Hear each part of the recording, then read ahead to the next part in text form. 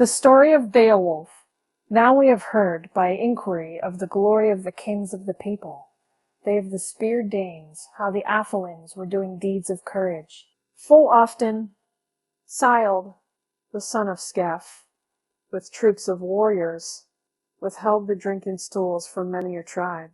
This earl caused terror, when at first he was found in a miserable case. Afterwards he gave help when he grew up under the welkin, and worshipfully he flourished, until all his neighbors over the sea gave him obedience, and yielded him tribute. He was a good king. In after time there was born to him a son in the court, whom God sent thither as a savior of the people.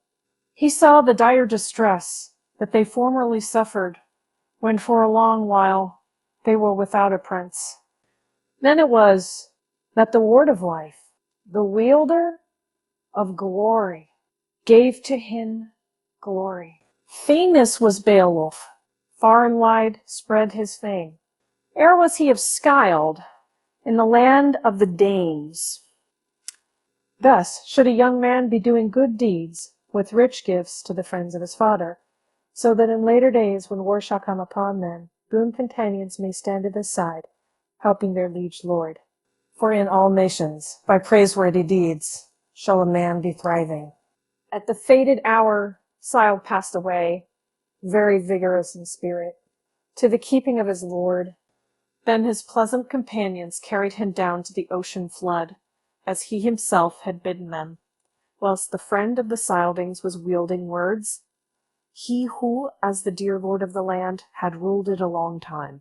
And there, in the haven, stood the ship, with rings at the prow, icy and eager for the journey, the ferry of the Athlin. And they laid down their dear lord, the giver of rings, the famous man, on the bosom of the ship, close to the mast, where were heaps of treasures, armor trappings that had been brought from far ways. Never heard I of a comelier ship, decked out with battle weapons, and weeds of war, with swords and murnies. In his bosom they lay many a treasure when he was going on a far journey into the power of the sea.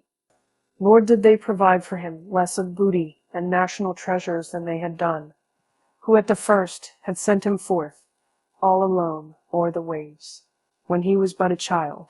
Then, moreover, they set a golden standard high o'er his head, and let the sea take him, and gave all to the man of the sea. Full sad were their minds, and all sorrowing were they. No man can say soothly, no, not any hall rower, nor hero, under heaven, who took in that lading. Moreover, the Danish Beowulf, the dear king of his people, was a long time renowned amongst the folk in the cities. His father, the prince, had gone a-faring elsewhere from this world. And was there born to him a son, the high Healfdene, and while he lived, he was wooing the happy Danish people, and war-fierce and ancient was he. 4 children were born to him, Hrothgar, the leader of troops, and Hrothgar, and Helga the good. And I heard that Queen Ewan, wife of Ongentheow, was his daughter, and she became the beloved comrade of the Swede.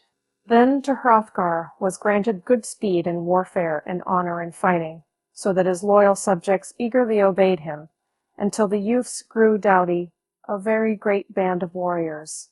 Then it burned in his mind that he would bid men be building a palace, a greater mead hall than the children of men ever had heard of, and that he would therein distribute to young and to old, as God gave him power, all the wealth that he had to save. Then I heard far and wide how he gave commandment to many a people throughout all the world, this work to be doing, and to deck out the folkstead. In due time it happened that soon among men this greatest of halls was now already, and Heart he called it, whose word had great wielding. He broke not his promise, but gave to them rings and treasures at the banquet. The hall towered on high, and the gables were wide between the horns, and awaited the surging of the loathsome flames. Not long time should pass ere hatred, was awakened after the battle slaughter, twixt father-in-law and son-in-law. Then it was that the powerful sprite who abode in darkness scarce could brook for a while, that daily he heard loud joy in the hall. There was sound of harping and the clear song of the bard. He who knew, it was telling of the beginning of mankind, and he said that the Almighty created the world and the bright fields surrounded by water. And exulting, he set the sun and the moon as lamps to shine upon the earth's dwellers, and adorned the world with branches and leaves, and life he was giving to every kind of living creature. So noble man lived in joy, and were all blessed till one began to do evil, a devil from hell. And this grim spirit was called Grendel, and he was a march stepper who ruled on the moorlands, the fens, and the stronghold. For a while he kept guard, this unhappy creature, over the land of the race of monsters, since the Creator had proscribed him. On the race of Cain the eternal Lord brought death as vengeance when he slew Abel. Nor did he find joy in the feud, but God for the crime drove him far hence.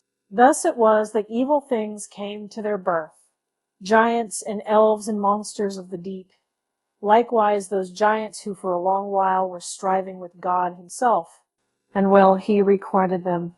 Then he went visiting the high house after nightfall to see how the Ring-Danes were holding it, and he found there a band of athelings asleep after feasting, and by they knew not sorrow or the misery of men. The grim and greedy wight of destruction, all fierce and furious, was soon ready for his task, and laid hold of 30 thanes, all as they lay sleeping.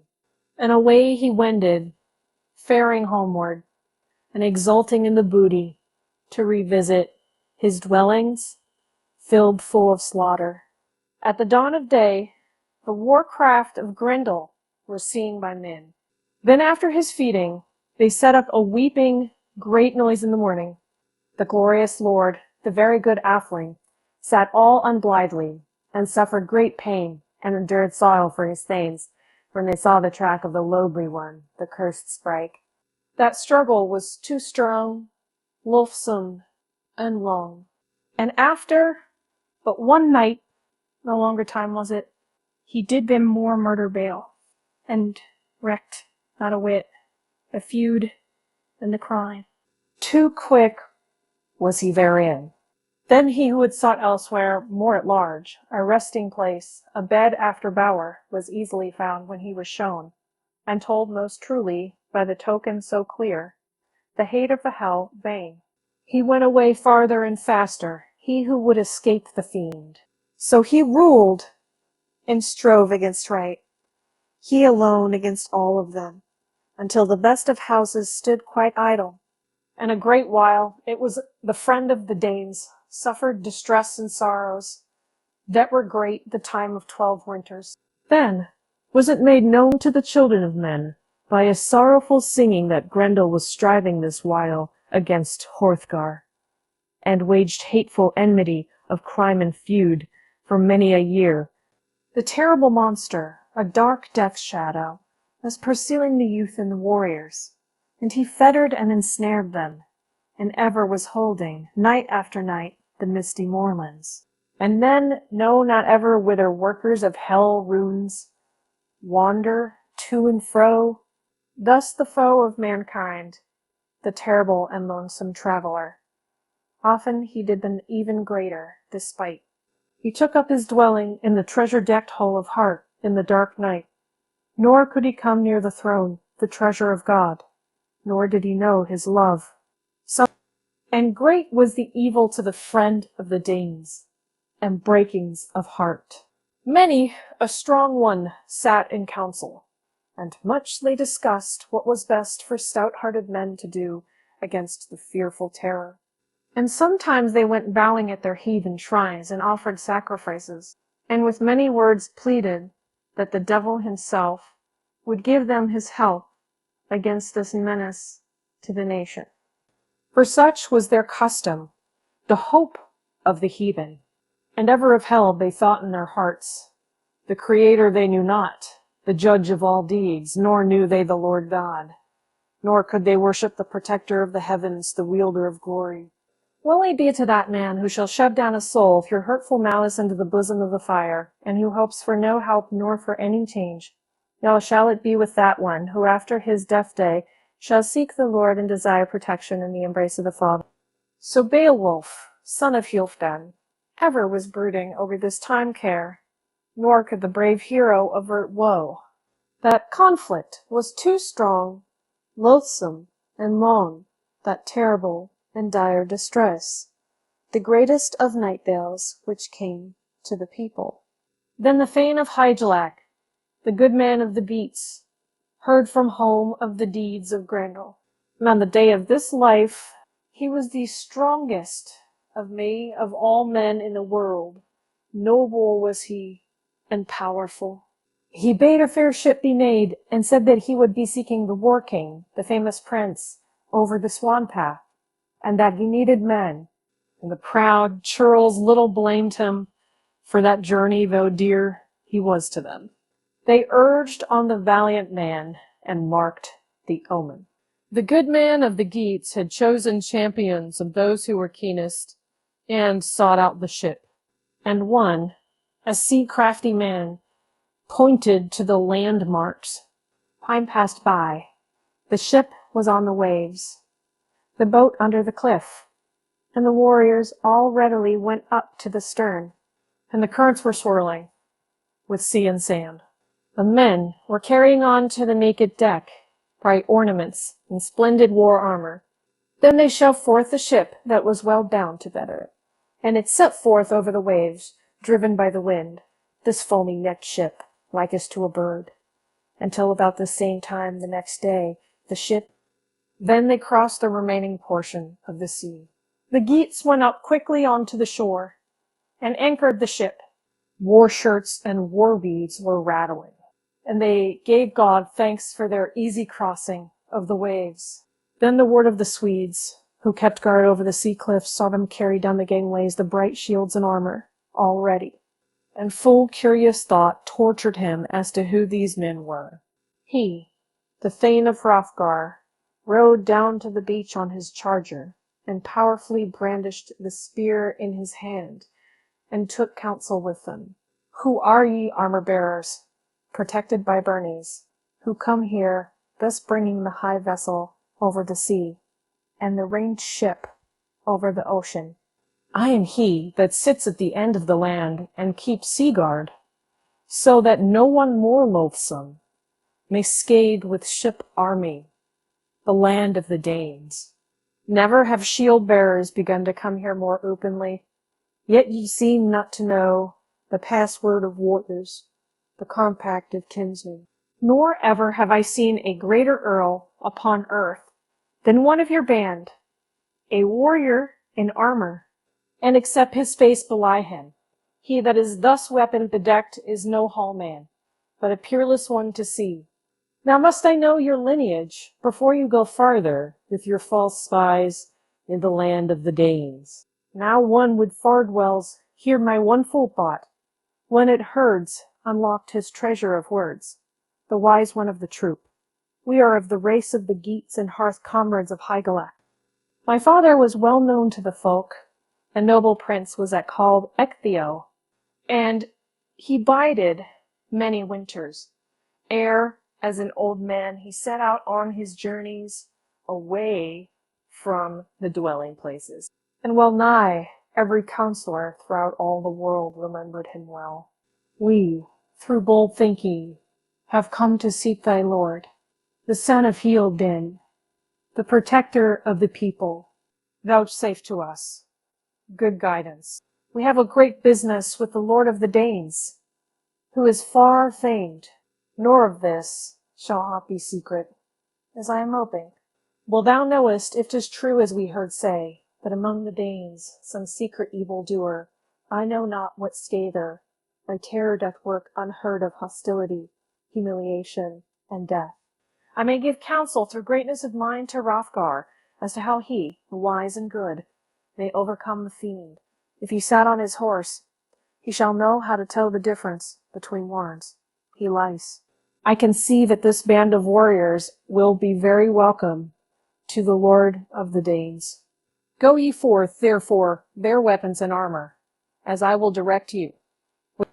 And I will command my thanes to hold against every foe your ship in honor, new tarred as it is, and dry on the sands, until it shall carry the dearly loved man, that ship with the twisted prow to the land of the Geats.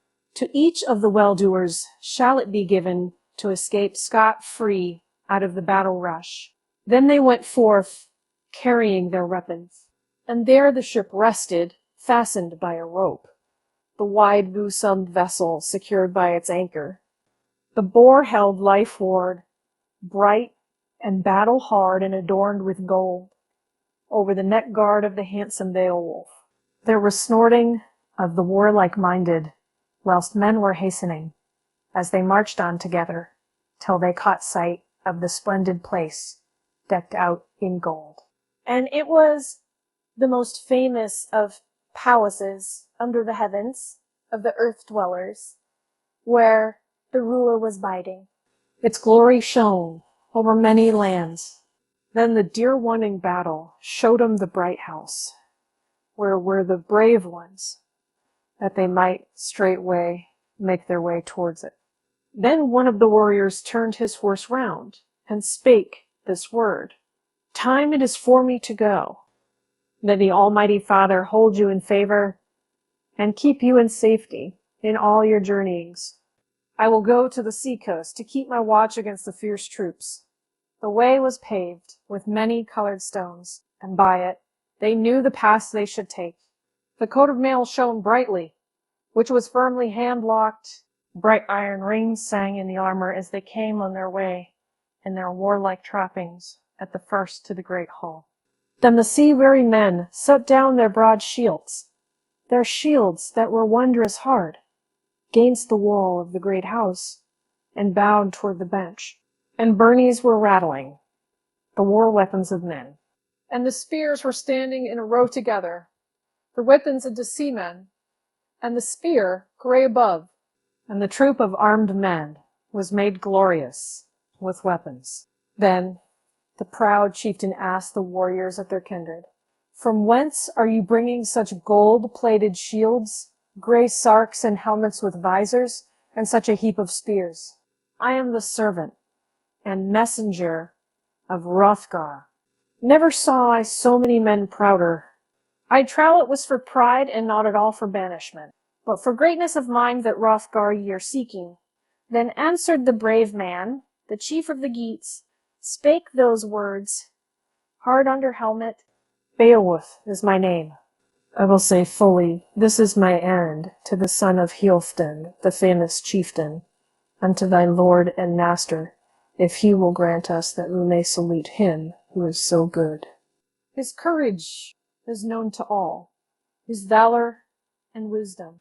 I will make known to the prince of the Danes, the giver of rings, the famous chieftain, as thou art pleading, and will make known to thee quickly the answer, which he, the good man, that brave man, then went and stood before the shoulders of the lord of the Danes.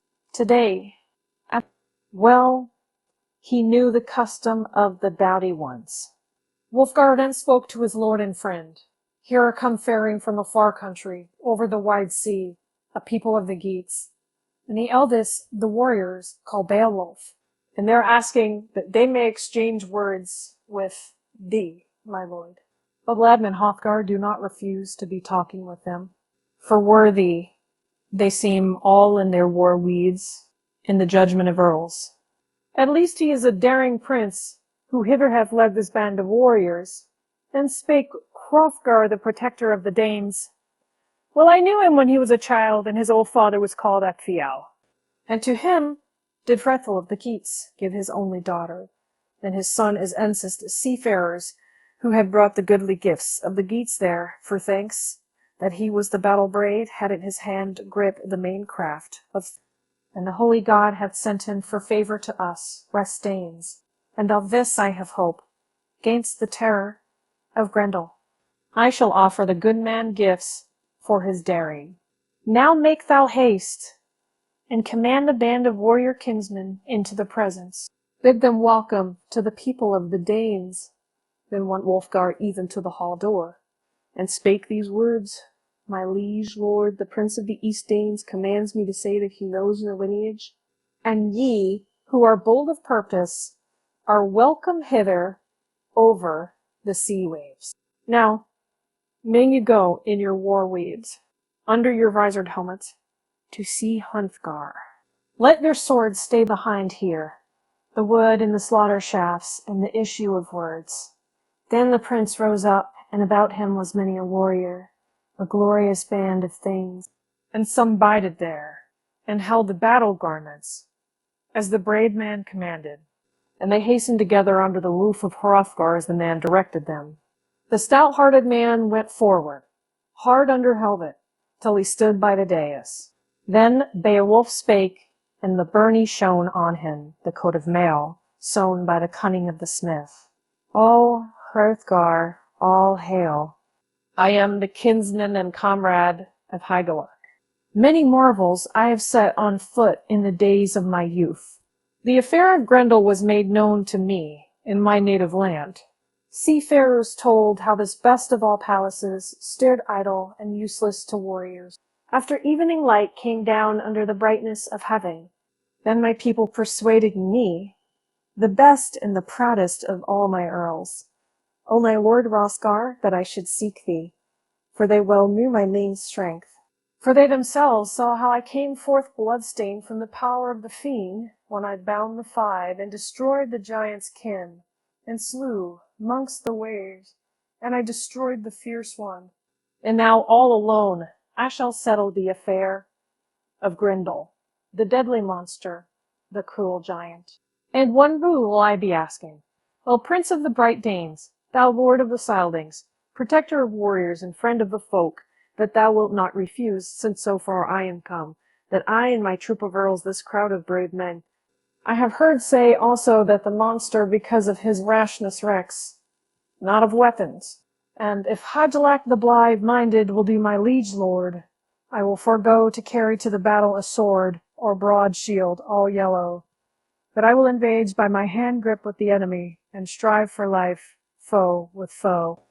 And he whom death taketh shall believe in the doom of the Lord. And I doubt not he will fearlessly consume the people of the Geats, if he may prevail in the war hall, as he has often done with the strong men of the Danes. And thou shalt not need to hide my head if death take me, for he will seize me all blood-stained, and will bury the slaughter all bloody, and will think to taste and devour me alone, and without any sorrow, and will stain the glens and the moorland. And thou needest not to sorrow longer over the food of my body. And if battle take me, send to Hygelac this best of coats of mail, the noblest of garments. It is the heirloom of Hrethel, the work of Wieland, and let weird go as it will. Hrothgar gave answer, the protector of the Danes. O my friend Beowulf, now thou hast sought us for defence and for favour. Thy father fought in the greatest of feuds. He was bandsman to Heathelef amongst the Lilthings, when for battle terror the king of the Geats could not hold him. Thence he sought the folk of the South Danes over the welter of waves. Then first was I ruling the Danish folk, and in my youthful days possessed the costly jewels, the treasure city of heroes. Then Harogar was dead, my elder brother not living was he, the child of Hildane. He was a better man than I was. Then a payment of money settled the matter. I sent to the Wilthings ancient presents over the sea ridges, and he swore to me oaths. And it is to me great sorrow in my heart to tell any man what Grendel hath done in heart through his malice of humiliation and sudden horror. My whole troop has grown less, the crowd of my thanes. Weird has swept them towards the terror of Grendel. But easily may the good God restrain the deeds of the foolish scather. And drunken with beer, the warriors full often boasted o'er the ale cup that they would bide in the beer hall, the battle of Grendel, with the terror of swords.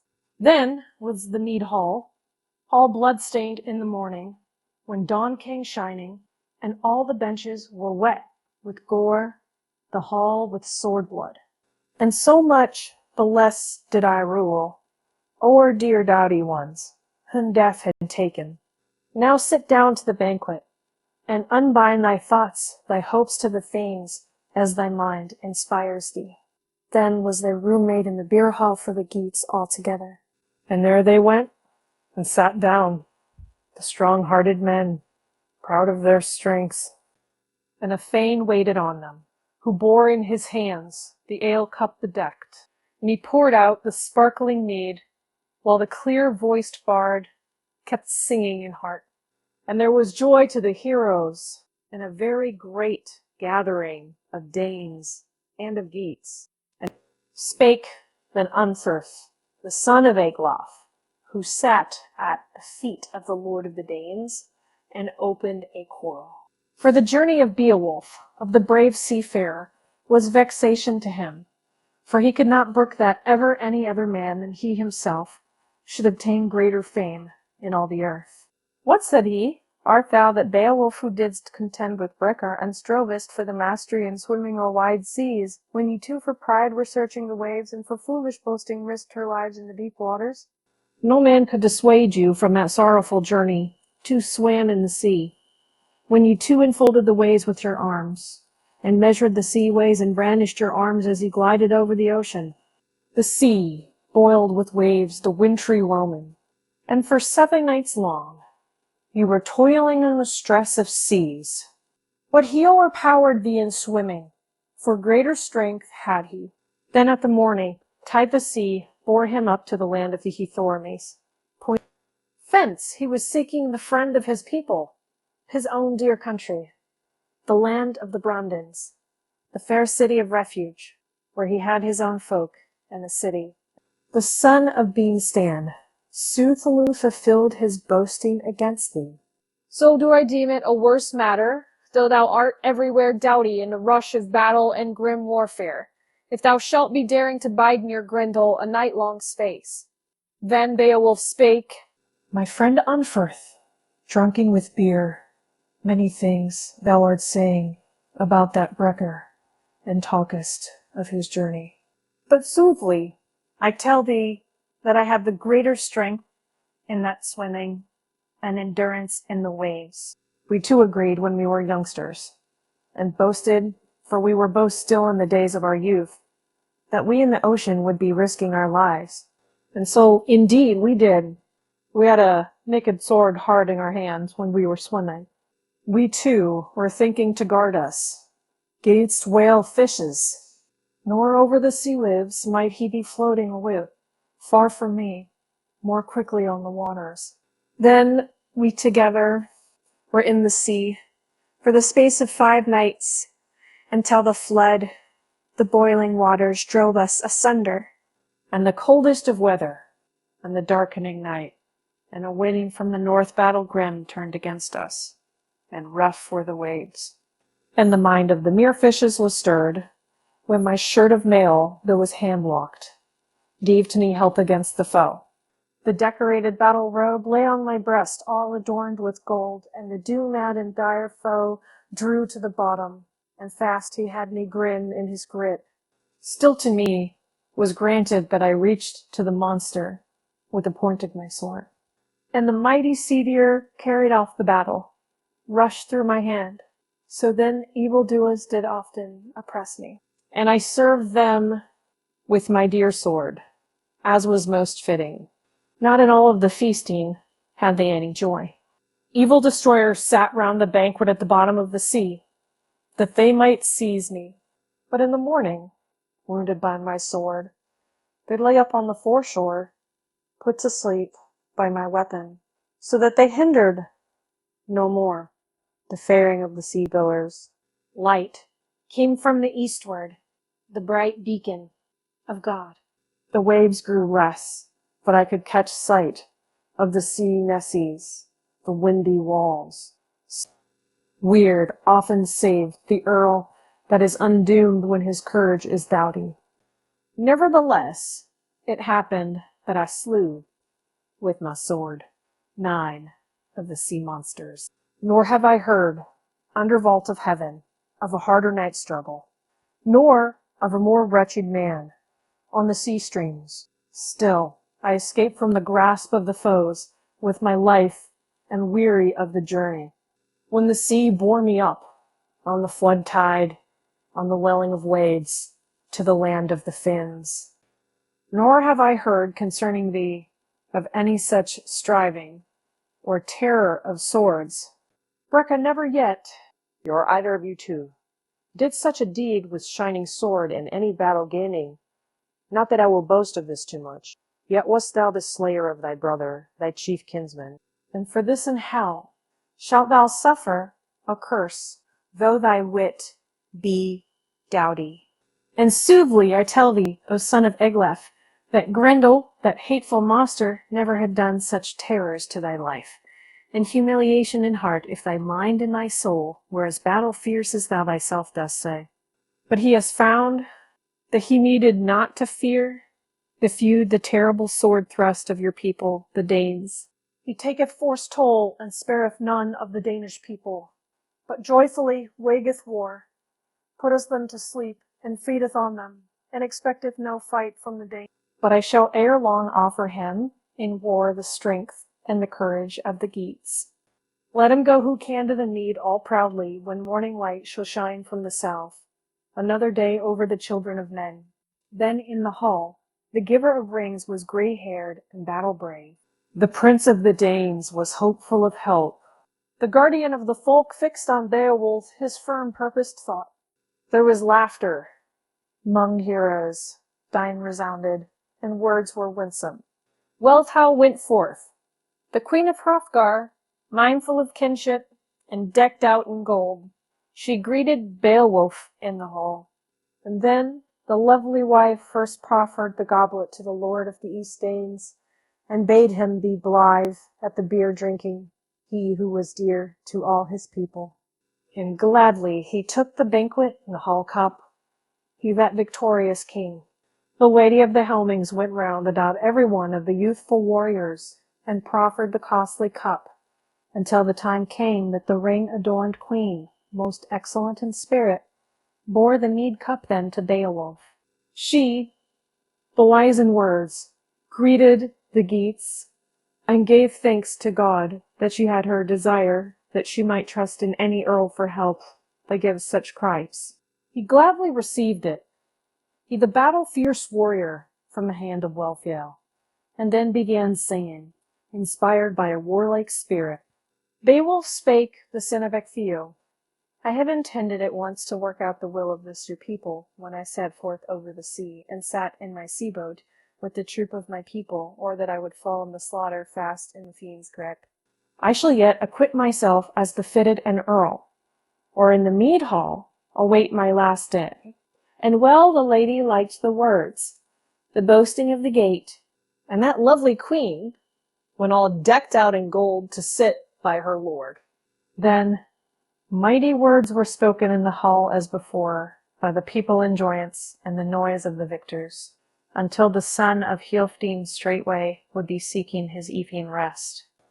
And he knew that a battle was doomed in the high hall to the monster, when no longer they could see the light of the sun, where darkening night came stalking over all the shapes of shadows. The troop of warriors rose up. The lord greeted the other. Hrothgar greeted Beowulf, and wished him good health in the warding of that wine hall. Since the time that I could lift my hand or my shield, never have now and hold thou this best of houses. Be thou mindful of honor, and show thyself courageous and wakeful against foes. Nor shalt thou lack joy if thou escapest from that brave work with life. The 2 troops of heroes, that they would be seeking out the prince, the glory of kings, had appointed a hall ward, as men say, against Grendel. A thinging was in waiting on the prince of the Danes, and his watch was keeping against the giant. The lord of the Geats readily trusted the proud strength, the favor of God. And doffed he the iron coat of mail and his helmet from his head, and gave his sword bedecked the choicest of weapons, to a thane that was serving, and bade him to hold ready his armor. Then the good man spoke some words of boasting. I reck not myself meaner in war powers and works of battle than Grendel doth himself. For I will not, with sword, put him to sleep, and be taking his life away, though, well, I might do it. He knows not of good things, that he may strike me, or hew my shield. But we too by right will forbear the sword, if he bear be seeking warfare without weapon. And then God, all-knowing, the Holy Lord. None of them thought that he thence would ever seek another dear home, folk or free city, where he was a child. For they had heard that fell death had taken, ere this too many, in that wine-hall of the people of the Games. But the Lord give weavings of war speed to the people of the gates, both comfort and help, because they believe, as I met a mystery, that they all overcame their enemies through the craft of one man, and by his might only. And truly, it is said that God Almighty doth wield forever the race of men. Then came in the wan night, the shadow gullah gliding. Warriors were sleeping when they should have been keeping guard over that palace, all save one only. It was well known to men that their constant foe could not draw them into shadowy places, when the Creator was unwilling.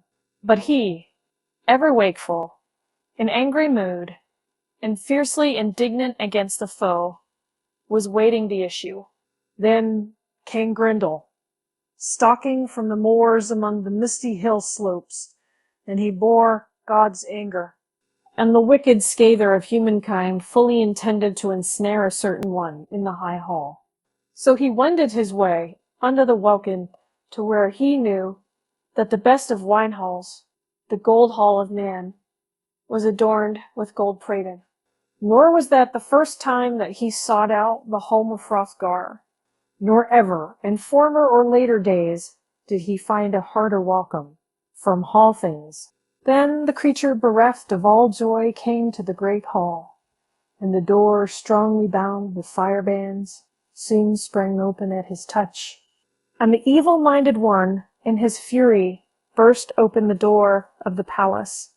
And soon after this, the enemy, angry in mind, was treading over the doomed floor, and a fearsome light streamed forth from his eyes, likest to a flame. And you could see many a warrior in that palace, a troop of peace lovers asleep together, a company of kinsmen, and he laughed aloud. Then the terrible monster fully intended to cut off from life every one of them there, when he was expecting abundance of meat. But that fate was not yet, that he should lay hold of any more of humankind after that night.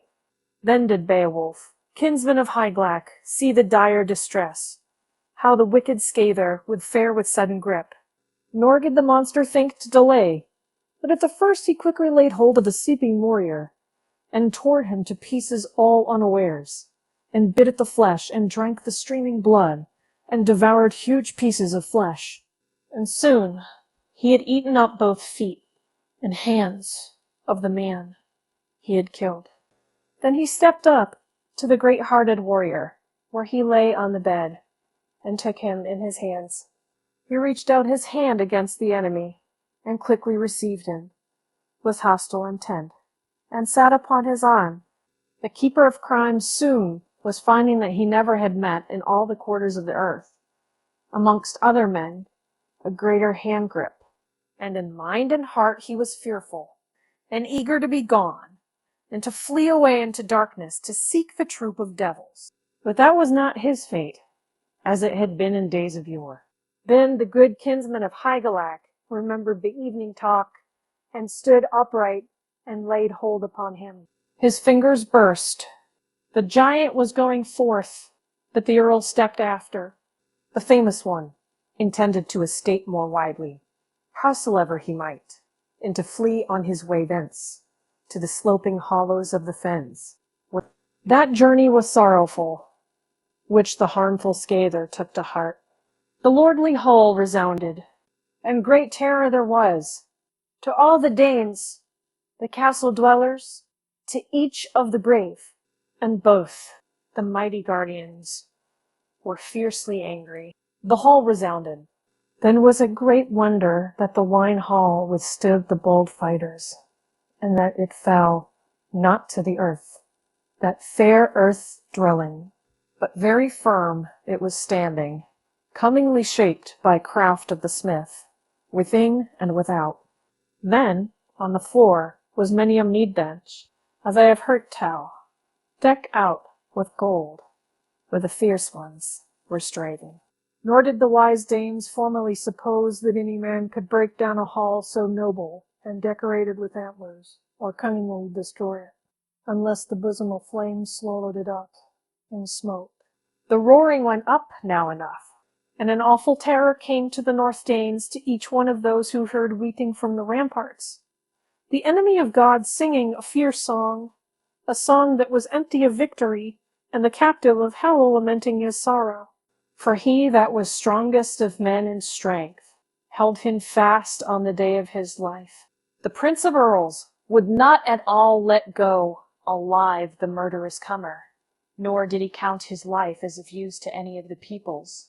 And many an Earl of Beowulf brandished the old heirloom, and were wishful to defend the life of their far-famed liege lord, if they might do so. And they knew not, when they entered the battle, they were the hard-thinking ones, the battle-men.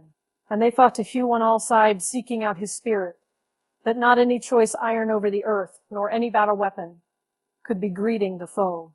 And miserable should be his passing on the day of this life, and the hostile sprite should journey far into the power of devils.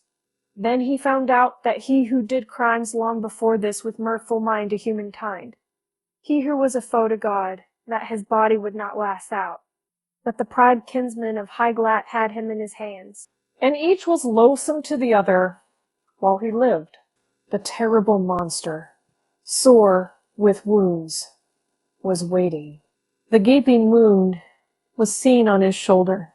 His sinews sprang open, and the bone lockeries burst. And great victory was given to Beowulf. Thence would Grendel, mortally wounded, flee under the fen slopes, to seek out a joyless dwelling. The more surely he knew he had reached the end of his life, the number of the days.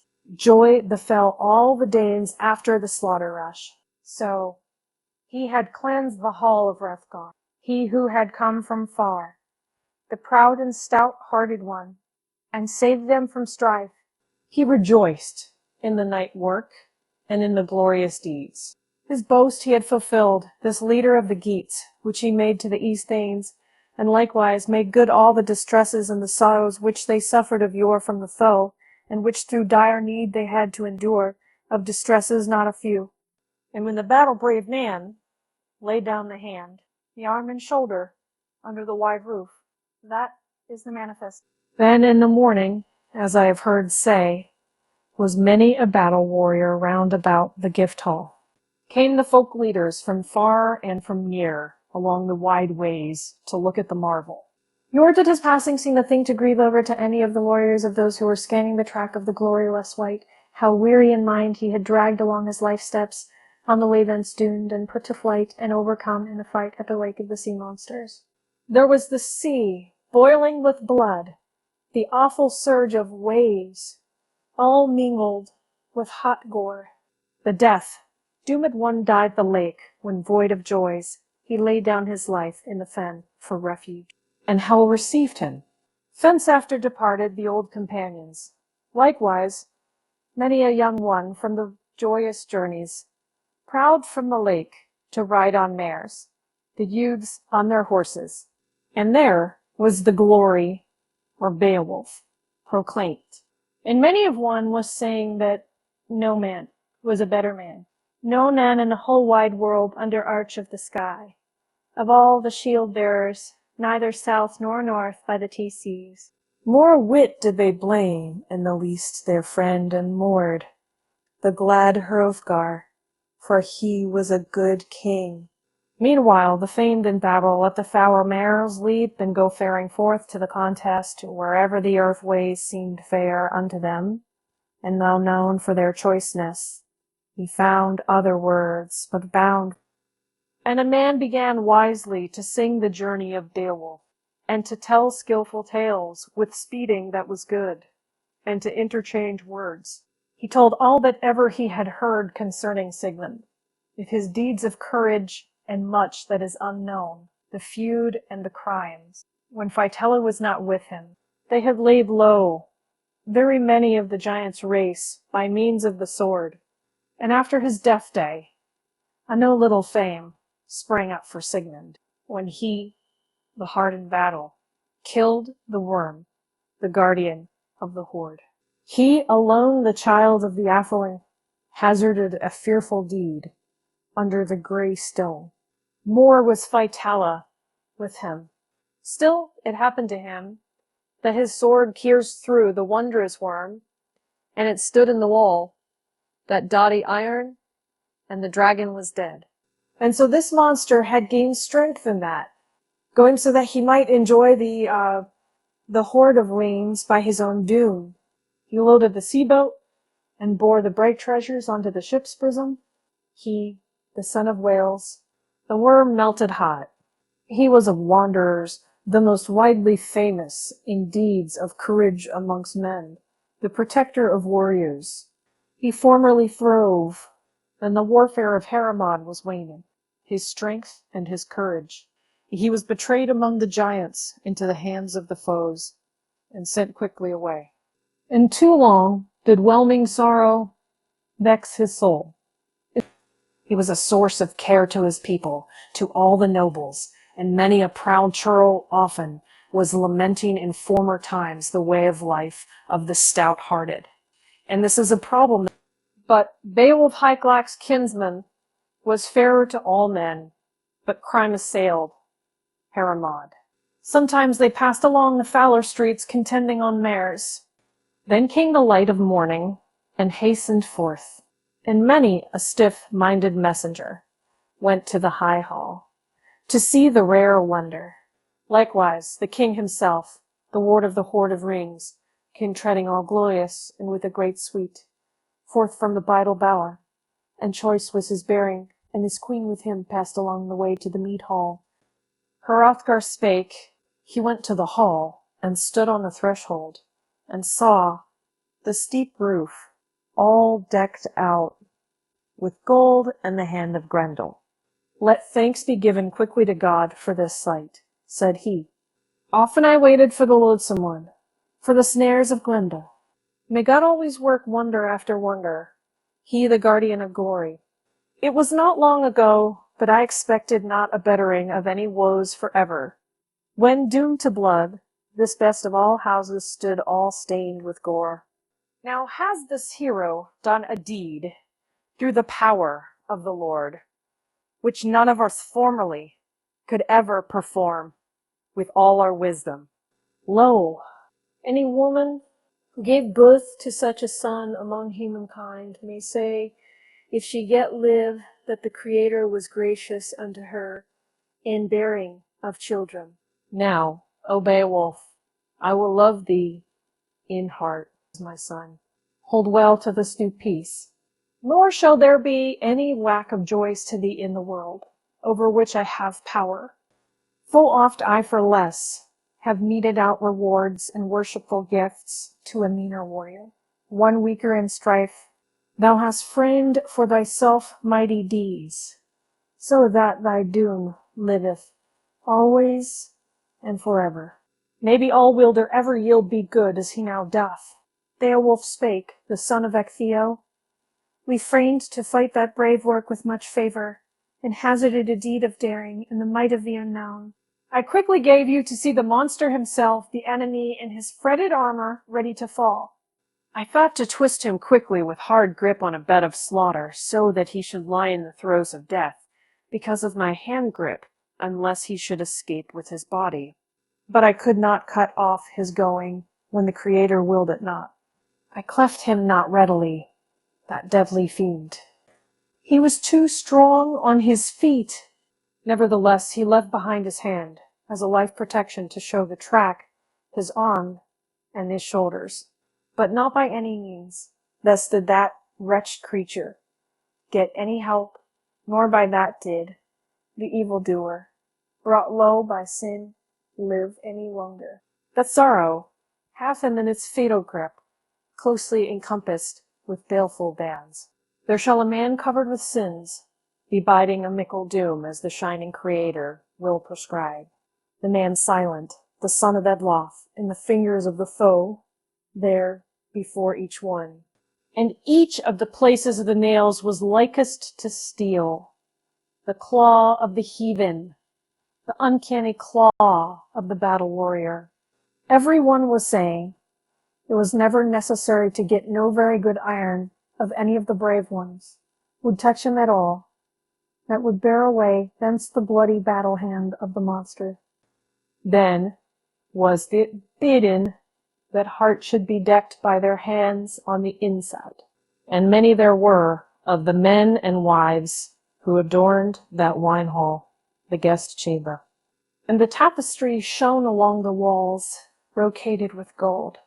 Many a wonderful sight for every man who stareth upon it. And that bright dwelling was greatly marred, though within it was fast bound with iron, yet the door hinges had sprung apart.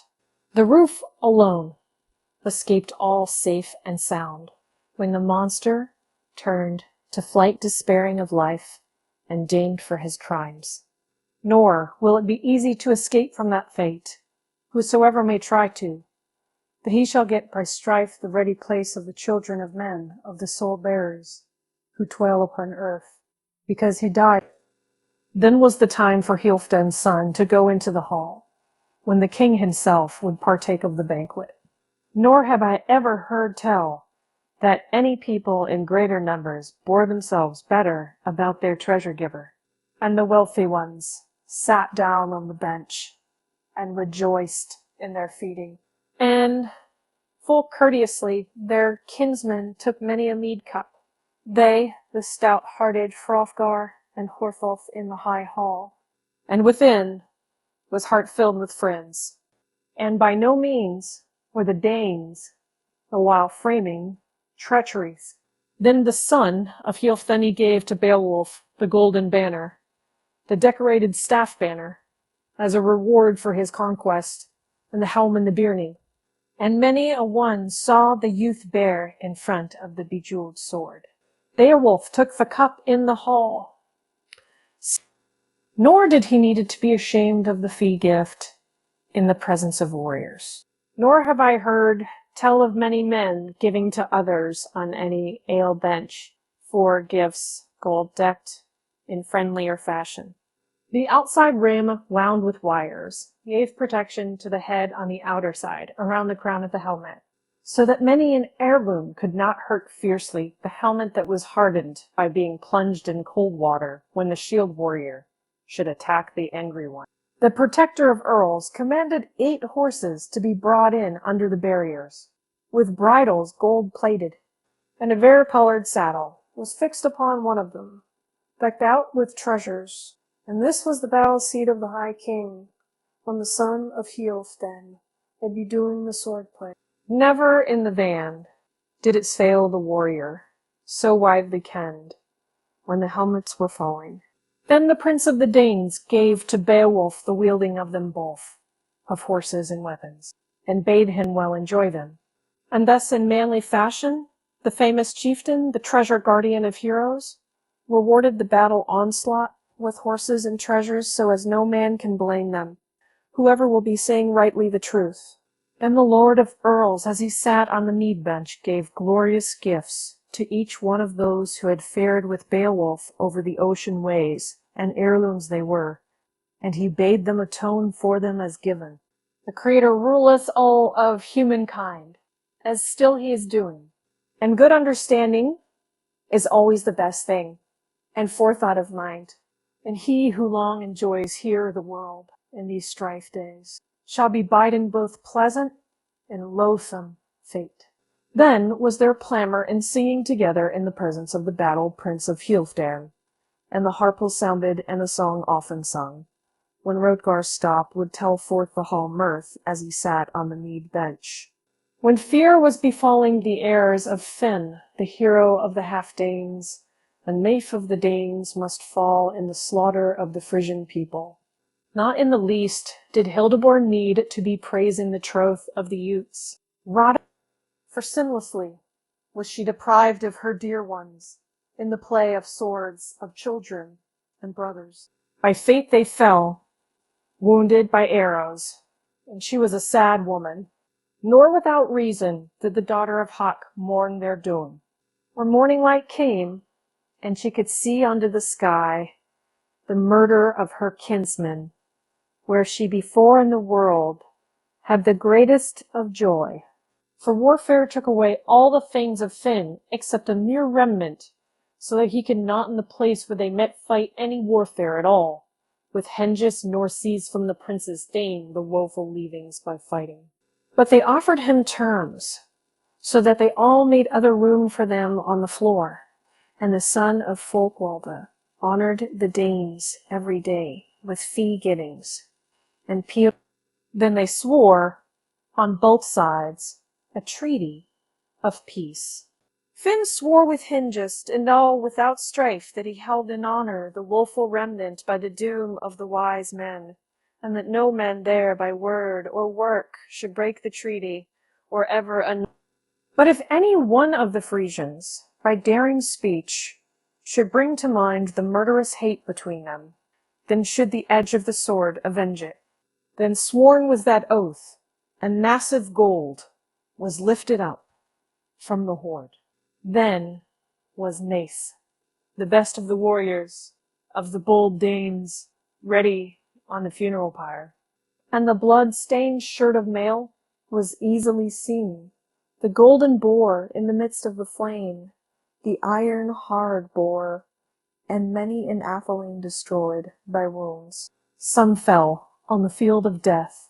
Then Hildeburh commanded her very own son to be thrust in the flames of the pyre of Nafe, his body, to be burned and be put in the fire. And great was the moaning of the mother for her son, and dirge like lamenting as the warrior ascended. And the greatest of slaughter fires wound its way upwards towards the welkin and ward before the cavern. Heads were melting, wounds burst asunder. Then blood sprang forth from the wounds of the body. Flame swallowed all, that most cruel of ghosts, of both of those folk whom battle destroyed. Their life was shaken out. Then the warriors went forth to visit the dwellings which were bereft of friends, and to look upon the land of the Frisians, the homesteads, and the high town. In Hengist was still dwelling with Finn, that slaughter-stained winter, all bravely without strife. And he thought on the homeland, though he could not be sailing his ringed ship over the waters. The sea boiled with storm and waged war with the wind, and winter locked up the ice-bound waves till yet another year came in the court, as still it doth, which ever guards the seasons, and the glory bright weather. Then winter was scattered, and fair was the bosom of the earth, and the wanderer strove to go, the guest, from the court, and much more he thought of vengeance for the feud than of the sea voyage, as to how he could bring about an angry encounter, for he bore in mind the children of the Jutes. And so he escaped not the lot of mortals when Hunlafing did, on his on, the best of swords, the flashing light of the battle, whose edge was well known to the Jutes. And dire sword bill after befell the fierce-minded Finn, even in his very own home, when Guflof and Oslof lamented the grim grip of war and the sorrow after sea journeys, and were charging him with his share in the... Nor could he hold back, in his own breast, his fluttering soul. Then again was the hall, adorned with the bodies of fame, and Finn was also slain, the king with his troop, and the queen was taken. And the warriors of the Danes carried to the ships all the belongings of the Earth King, such as they could find in the homestead of Finn, of ornaments and jewels. They bore away also the noble wife Hildebor, down to the sea away to the Danes, and led her to her people. So a song was sung at Lay of the Gleeman, and much mirth there was, and great noise from the benches. And cupbearers offered wine from wondrous vessels. Then came forth Queen Wealhtheow in her golden circlet, where the two good men were sitting, the uncle and his nephew, and still were they in peace together, and each true to the other. Likewise, Unferth the spokesman sat there, at the foot of the ward of the Danes, and each of them trusted Unferth's good heart, and that he had a great soul, though he was not loyal to his kinsman at the sword-play. Then spake the Queen of the Danes, Take this cup, O my liege lord, thou giver of rings. Be thou right joyful, thou gold friend to men. Do thou speak mild words to the Geats, as a man should be doing. Be glad of thy gets, and mindful of gifts. Now thou hast peace both near and far. There is one who told me that thou wouldst have the battle hero for thy son. Now heart is all cleansed, the bright hall of raves. Enjoy whilst thou mayest many rewards, and leave to thy kinsmen, both folk and a kingdom, when thou shalt go forth to look on eternity. I know my glad Hrothulf will hold in honor this youth, if thou, old Hrothgar, the friend of the Danes, dost to leave the world earlier than he. I ween that he will yield good to our children if he remembers all that has passed, how we were too truth-worshipfully showed kindness to him, and what I remembered to see, to call with God. There sat the good man, Beowulf, of the Geats, by the two brothers. And the cup was borne to them, and a friendly invitation given to them in words, and twisted gold was graciously proffered him. 2 arm ornaments, armor, and rings, and the greatest of neck rings of which I heard tell anywhere on earth. Ne'er heard I of better hoard jewels of heroes under the sky, since Hama carried away the Borzinga men to the bright city, ornaments and treasure vessel. It was he who fled from the cunning plots of Ermonric, and chose eternal gain. Hygelak of the Geats next had the reign, he who was the grandson of Swording. When under the standard, he protected the treasure, and defended the plunder. And Weird carried him off when he, because of pride, suffered woes, the feud with the Frisians. Then carried him the jewels, the precious stones over the sea, he who was the ruling prince, and he fell under shield. And the life of the king and the coat of mail and ring together came into possession of the Franks. And worse, warriors plundered the slaughter after the war, and the corpses of the Geats held the field of death. The hall resounded with noise when Loki spake these words in the midst of the court. Enjoy this ring, dearest Beowulf, and use this coat of mail, these national treasures, and good luck befall thee. Declare thyself a good craftsman, and be to these boys gentle in teaching, and I will be mindful of thy guerdon, for that thou hast so acted that men will esteem thee far and near for ever and ever, even as widely as the sea doth encompass the windy earth walls. Be a noble atheling, as long as thou livest. I give thee many treasures. Be thou kindly, indeed, to my son, joyful as thou art. For here is each earl true to his fellow, and mild of mood, and faithful to his liege lord. Thanes are gentle, the people all ready. O ye warriors who have drunk deep, do as I tell you. She went to the seat where was a choice banquet, and the men drank wine. They knew, not weird, the fate that was grim as it had befallen many an earl. Then evening came on, and Hrothgar betook him to his own quarters, the prince to his resting place, and a great number of earls kept guard over the palace as often they had done in former days. They laid bare the bench board, and spread it over with beds and bolsters. And one of the beer servants, eager and fated, went to his bed on the floor. And they set at his head war shields that were bright, and over the atheling there on the bench was easily seen the towering helmet and the ring byrnie, the glorious spear. It was their wont to be ready for war, both at home and in battle, at whatever time their lord had need of them. The season was propitious. Then they sank down to sleep, and sorely some of them paid for their evening repose, as full often it had happened to them since Grendel came to the Gold Hall and did evil, until an end was made of him, death after sins. It was easily seen and widely known to men that an avenger survived a loathsome one for a long time after the war sorrow. A woman, the mother of Grendel, a terrible wife, bore in mind her woes, she who was fated to dwell in the awful wake in the cold streams, since Cain became a sword slayer to his only brother, his father's son.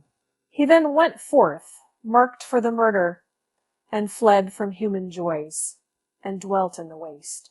And thence he awoke many a fatal demon, and Grendel was one of them, the hateful fierce wolf, who found the man wide awake awaiting the battle.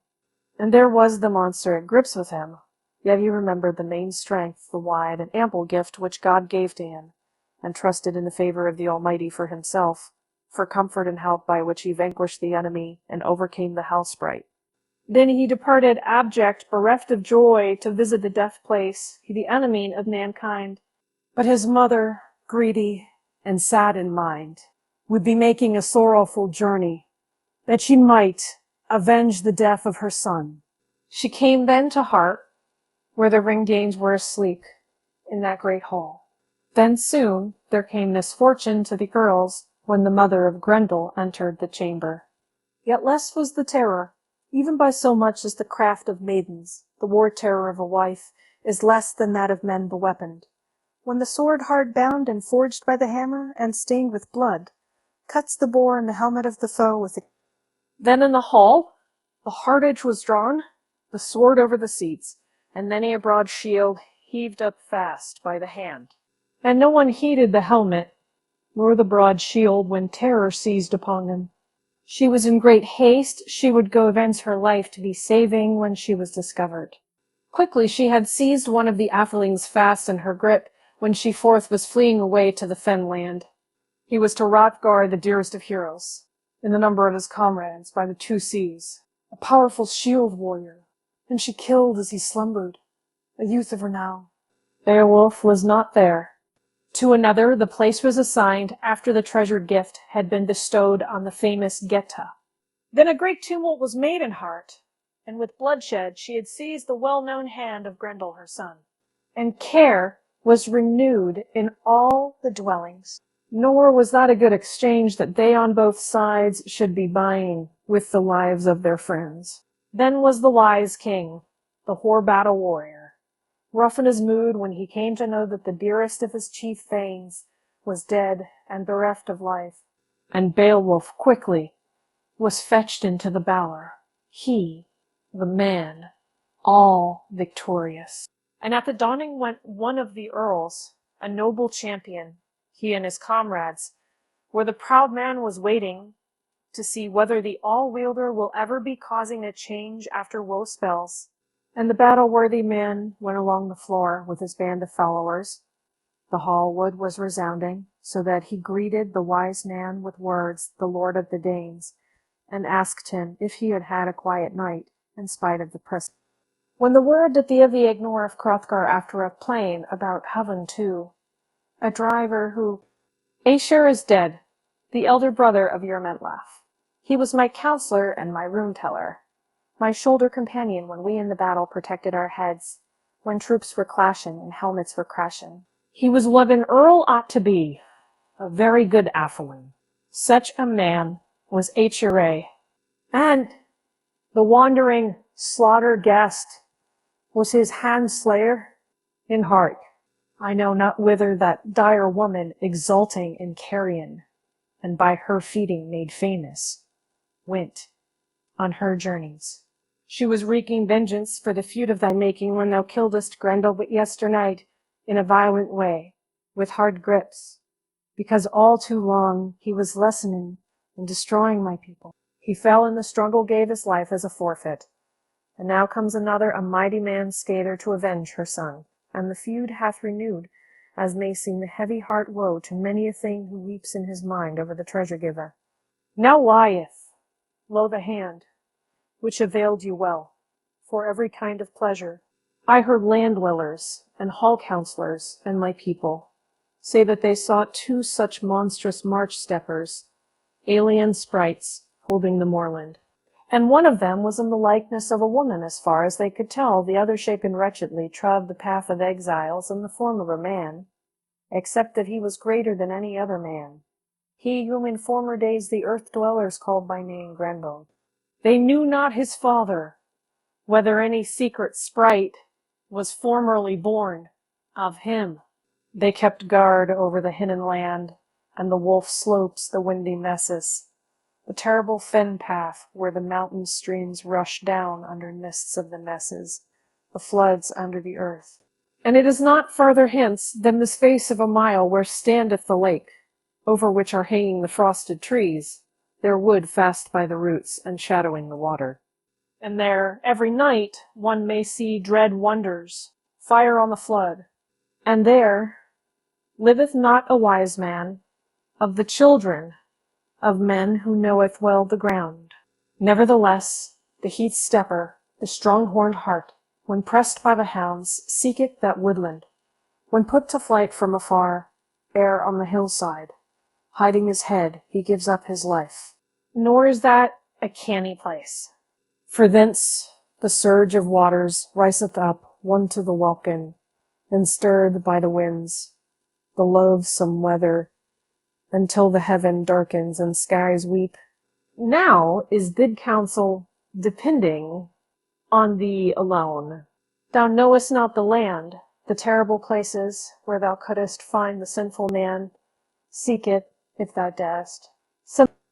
I will reward thee for the feud with old world treasures, so I did before, with twisted gold, if thou comest thence on my way.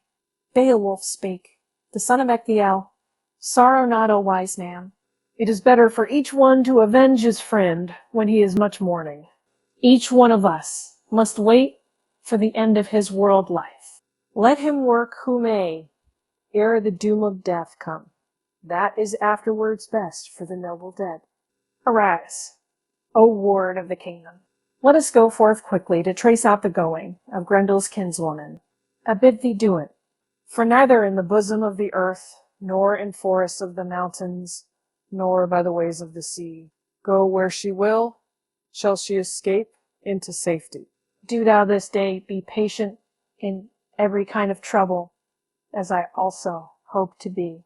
The old man leapt up and gave thanks to God, the mighty Lord, for the words of Beowulf.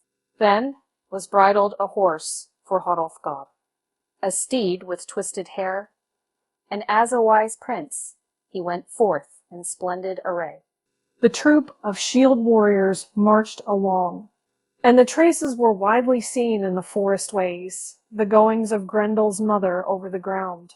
Forwards she had gone over the murking moorlands, and had borne in her grasp, bereft of his soul, the best of the thanes, who were wont to keep watch over Hrothgar's homestead. Then Beowulf, the atheling's child, stepped over the steep and stony slopes, and the narrow pathways, and the straight and single tracks, an unknown way, by the steep messes, and by many.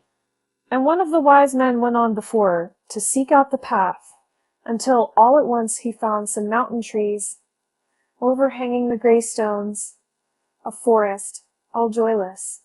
And underneath was a water all blood-stained and troubled, and a grievous thing it was for all the Danes to endure, for the friends of the Scyldings, and for many a thane, and distressful to all the earls, when they came upon the head of Ayrshire on the cliffs above the sea. The flood boiled with blood, and with hot gore the folk looked upon it, and at times the horn sounded a battle song ready prepared. All the troop sat down, and many kinds of serpents they saw in the water, and wonderful dragons searching the sea, and on the cliff slopes monsters of the ocean were lying at full length, who at the morning tide often make a woeful journey on the sail path. And these living things fell down on the path, all bitter and angry when they perceived the noise and the blast of the war horn.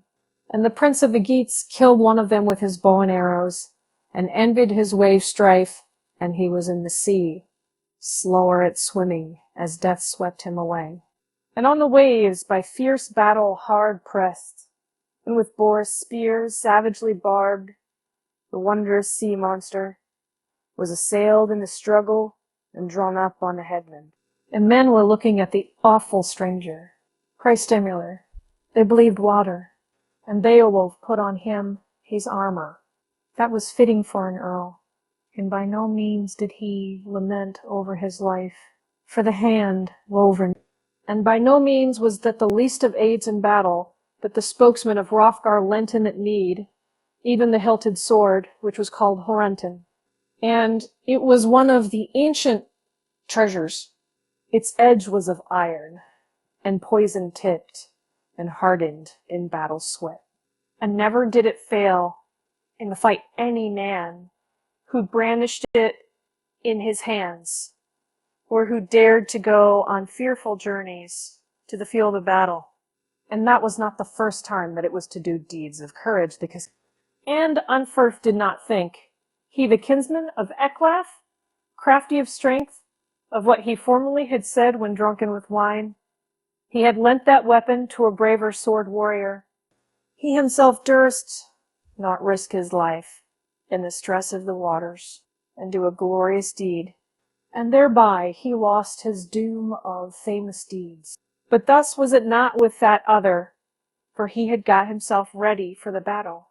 Beowulf spake, the son of Ictheo, as that eager I am for this forth faring, bethink thee now of what we two were speaking together, that if I should lose my life through helping, be thou a guardian to my kinsmen, my thanes, and my hand comrades, if battle should take me. And dear Hrothgar, send thou the gifts which thou didst give me to Hygelac. And the lord of the Geats, the son of Rathel, when he looks on the treasure and perceives the gold, will see that I found a giver of rings, one good and open-handed, and that while I could, I enjoyed the treasures. And do thou let Unferth, the man who is far famed, have the old heirloom, the curiously wrought sword, with its wave-like device, with its hard edge. I work out my fate with renting, or death shall seize me. After these words, the lord of the Weird-Geats courageously hastened, and by no means would he wait for an answer. The whelming sea received the battle-hero, and it was a day's while before he could see the bottom of the sea. And very soon the fierce and eager one who had ruled the expanse of the floods for 100 years, she, the grim and greedy, saw that a man was searching out from above the dwelling of strange monsters. Then she made a grab at him, and closed on the warrior with dire embrace. But not at first did she scathe his body, safe and sound. The ring surrounded it on the outside, so that she could not pierce the coat of mail, or the interlaced war shirt with loathsome finger. Then the sea-wolf, when she came to the bottom of the sea, bore the ring prince towards her house, so that he might not. Many a sea-beast broke his war-shirt with his battle-tusks, and monsters pursued him. Then the earl saw that he was in, he knew not what hall of strife where no water scathed him a whit, nor could the sudden grip of the flood touch him because of the roof-hole. He saw, too, a firelight, a bright, pale flame, shining. Then the good man caught sight of the she-wolf, that monstrous wife, down in the depths of the sea, and he made a mighty rush with his sword. Nor did his hand fail to swing it, so that the ringed mail on her head sang a greedy death song. Then Beowulf the stranger discovered that the battle blade would not bite or scathe her life, but the edge failed the lord in his need. It had suffered many hand blows, and the helmet, the battle dress of the doomed one, it had often cut in two. That was the first time that his dear sword treasure failed him. Then he became resolute, and not by any means did he fail in courage, that kinsman of Hygelac, mindful of glory. And this angry warrior threw away the stout sword, bound round with jewels, with its wavy decorations and with its edge of steel, so that it lay prone on the ground, and henceforth he trusted in his strength, and the hand grasp of might. So should a man be doing when he thinketh to be gaining long-lasting praise in fighting, and careth not for his life.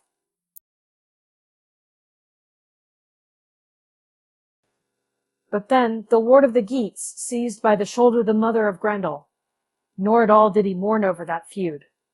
And he, the heart in battle, threw down his deadly foe when he was angry, so that she lay prone on the floor. But she very quickly, with grimmest of grips, requited him a hand reward, and made a clutch at him. And the weary in soul, that strongest of fighters, he the foot warrior, stumbled and fell. Then she sat on that hall guest, and drew forth her axe, broad and brown-edged, and would fain be avenging the death of her child, of her only son. But on his shoulder was the coat of mail, all woven, which saved his life and prevented the entrance of the point and the edge of the sword. And the son of Ecgtheow, the prince of Geats, would have surely gone a journey under the wide earth, unless the holy God, he the cunning Lord and the ruler in the heavens, had wielded the victory and easily decided the issue. Then, among the weapons, he caught sight of a sword, Riching victories, an old weapon of the giants, and doughty of edge, the glory of warriors. It was the choicest of weapons, and it was greater than any other man could carry to the battle plain, and all glorious and good, a work of the giants. And he seized it by the belted hilt, he the warrior of the Danes, rough in the battle grim, and he brandished the ring sword, and despairing of life, he angrily struck so that hardly you grasped at her neck and broke the bone rings. And the point pierced through the doomed flesh covering, and she fell on the floor. The sword was all bloody, and the man rejoiced in his work. Shone forth the bright flame, and a light stood within, even as shineth the candle from the bright heavens. And then he looked on the hall, and turned to the wall. And the Thane of Hygelac, angry and resolute, heaved hard the weapon, taking it by the hilt. And the edge was not worthless to the battle warrior. He would be quickly requiting Grendel many a war rush, which he had done upon the West Danes, many times oftener than once the lowly prey. And well he requited him, this furious champion, when he saw the war-weary Grendel lying in death. All void of his life, as formerly in heart, the battle had scathed him. His body sprang apart, when after his death, he suffered a stroke, a hard battle swing, and then he struck off his head. Right soon the proud warriors, they with Hrothgar, looked forth on the sea, could easily see, but the surging water was all stained with blood, and the gray-haired ancients spoke up together. Then came noonday. The valiant Danes left the headland, and the gold fend of men went homeward thence. And the strangers of the Geats, sick in mind, sat and stared at the water. They knew and expected not that they would see again their liege lord himself. Then the sword began to grow less, after the battle sweat, into icicles of steel. And the wonder it was that it all began to melt like as to ice, when our Father doth loosen the band of frost and unwinds the icicles. He who hath power over the seasons, he is the true God. Nor in these dwellings did the Lord of the Geats take any other treasure, though much he saw there, except the head and the hilt, decked out with jewels. The sword had melted, and the decorated weapon was burnt up. The blood was too hot, and so poisonous, the alien sprite who died in that conflict. Soon Beowulf was swimming, he who formerly awaited the onset of the hostile ones in the striving, and he dived upwards through the water. And the weltering surge and the spacious lands were all cleansed, when the alien sprite gave up his life in this fleeting existence. He, the stout-hearted, came swimming to shore. He, the prince of the seamen, enjoying the sea spoils, the great burden of that which he had with him. They advanced towards him and gave thanks to God, that glorious crowd of Thanes, and rejoiced in their Lord that they could see him once more. Then was loosed quickly from that valiant man both helmet and shield. The sea became turbid, the water under welkin all stained with blood. And rejoicing in spirit, the brave men went forth with foot tracks and passed over the earth, the well-known pathways. And a hard task it was for each one of those proud men to bear that head away from the sea cliff. 4 of them with difficulty on a pole were bearing the head of Grendel to the gold hall, until suddenly, valiant and battle-brave, they came to the palace. 14 of the Geats marching along with their liege lord, who trod the field, were the... Then this prince of the Thanes, this man so bold of deed and honored by fate, this battle-dear warrior went into the hall to greet King Hrothgar. Then over the floor where warriors were drinking, they bore Grendel's head, a terror to the earls, and also to the queen. And men were looking at the splendid sight of the treasures.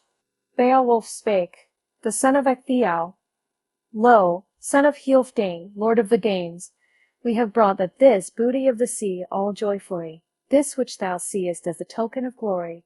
And I hardly escaped with my life, and hazarded an arduous task of war under water, and nearly was the battle ended for me. But that God shielded me, nor could I, in that conflict, do aught with Hrunting, though the weapon was doughty. But the ruler of men granted me to see hanging on the wall a beauteous sword knighty and ancient. Often he guides those who are bereft of their comrades, and I drew the weapon, and I struck in that, striving the guardian of the house when I saw my chance. Then that battle sword that was all decked out, burned up so that blood gushed forth, the hottest of battle sweat. But I bore off that hilt fence from the enemy, and wrought vengeance for the crimes, the deaths of the Danes, as it was fitting. And here I bid thee to take thy rest, all sorrowless in their heart, with the troop of thy men, and each of the thanes of thy people, the youth, and the doughty ones. O Lord of the Danes, no longer need shall fear for them, because a earl's life thou as before thou didst. Then was the golden hilt, the work of the giants, given into the hand of the old warrior, the hoary battle chief. This work of the wondersmiths went into the possession of the Lord of the Danes after the destruction of devils. The adversary of God, guilty of murder, forsook this world, it passed to the best of world kings. Wulfgar spake and looked upon the hilt, the old heirloom on which was written in the beginning of the ancient feud since the flood. The all-embracing ocean slew the giant race, and they bore themselves presumptuously. They were folk strangers to the eternal God, to whom the ruler gave their deserts through whelming of waters. And thus was there truly marked on the sword guards of shining gold by means of rune staves, set down and stated by whom that sword was wrought at the first, that choicest of weapons, with its twisted hilt, adorned with a dragon. Then spake the wise man, the son of Healfdene, and all kept silence. He who doeth truth and right among the folk, and he who can recall the far-off days, he the old protector of his country, may say that this earl was well born. Thy fair fame is spread throughout the wide ways, among all peoples. O my friend, Beowulf, thou dost hold all with patience and might, with the proud of mind. I will perform the compact as we would have two agreed. Thou shalt be a lasting aid to thy people, a help to the heroes. Not so was Hermod to the sons of Egwella, the honor full Danish folk, for he did not become a joy to them, but slaughter and death to the Danish people. But in a fury he killed the table companions, his boon comrades, until he alone, the famous chieftain, turned away from human joys. Pain came, and though the mighty God greatly exalted him by the joys of strength over all people and rendered him help, Yet a fierce horde of hate grew up in his soul. No rings did he give to the Danes. Do thou be learning by that example, and seek out manly virtues. I who am old in winters, sing thee this song. And a wonder is it to say how the mighty God giveth wisdom to mankind through wagness of mind, winds, and earlship. He hath had power over all. Sometimes he letteth the thought of man of famous care and can be turning to love, and giveth him earth joys in his own country, so that he himself foolishly never thinketh of his end. He dwelleth in weal, and neither disease nor old age doth deceive him a whit, nor through hostile sorrow darken his mind, nor anywhere do strife or sword hate show themselves. But all the world doth go as he willeth. He knoweth no evil, until his share of pride wasteth and groweth, while sleepeth the guardian, bulwark of his soul, and the sleep is too deep, bound up in afflictions, and the bandsman draweth near who shooteth coolly his arrows from the bow. Then, in his soul under helmet, is he stricken with bitter shaft, nor can he save himself from the crooked behest of the cursed ghost. And little doth he think of that which long he hath ruled, and the enemy doth covet, nor at all doth he give and boast the plated rings. And he then forgetteth and despiseth his fate, his share of honor which God before gave him, he the wielder of wondom. And in the end it doth happen that the body sinks fleeting, and doomed to death falleth. And another succeeds there too, who joyfully distributeth gifts, the old treasure of the O, and creth not for terrors. Guard thee against malicious hate, O my dear Beowulf, thou noblest of men, and choose for thyself that better part, eternal wisdom. Have no care for pride, O glorious champion. Now is the fame of thy strength proclaimed for a while. Soon will it be that disease or sword edge or grasp of fire or whelming of floods or grip of sword or flight of arrow or dire old age will sever thee from strength, or the luster of thine eyes will fail or grow dim. Then forthwith will happen that death will o'erpower thee, O thou nobleman. Thus have I for 50 years held sway over the ring Danes under the welkin and made safe by war many a tribe throughout the world with spears and swords, so that I recked not any man my foeman under the sweep of heaven. Lo! Then there came to me change in my homeland, sorrow after gaming, when Grendel, that ancient foe, became mine invader. And ever I bore much sorrow of mind through that feud, and may God be thanked, the eternal Lord, that I lingered in life, till I looked with mine eyes on that head stained with sword blood after the old strife. Go now to thy seat, and enjoy the feasting, thou who art glorious in war. And when morning cometh, there shall be a host of treasures in common between us. And the gate was glad of mind, and soon he went up to the high seat, as the proud chief had bidden him. Then renewed was fair, chanting as before, mongst these brave ones who sat on the floor. And the helmet of night grew dark over men, and the noble warriors arose. The venerable king wished to go to his bed, the old prince of the days, and the Geat, the shield warrior, desired greatly to go to his rest. And straightway a halting guided the far comer, will weary of his journey. He so carefully attended to all his needs, such as that day the ocean goers would fain be having. And the great-hearted one rested himself. The house towered on high, it was spacious and gold-decked. The guest slept within until the black raven heralded the joy of heaven. Then came the sun, hastening and shining over the earth. Warriors were hurrying, and athelings were eager to go to their people. The bold-hearted comer would visit the ship far away. He, the hardy one, bade the son of Ecclef carry forth renting, and commanded him to take his sword. that lovely piece of steel. And he gave thanks for the lending, and said he reckoned him a good war comrade and crafty in fighting. Not at all did he blame the edge of the sword.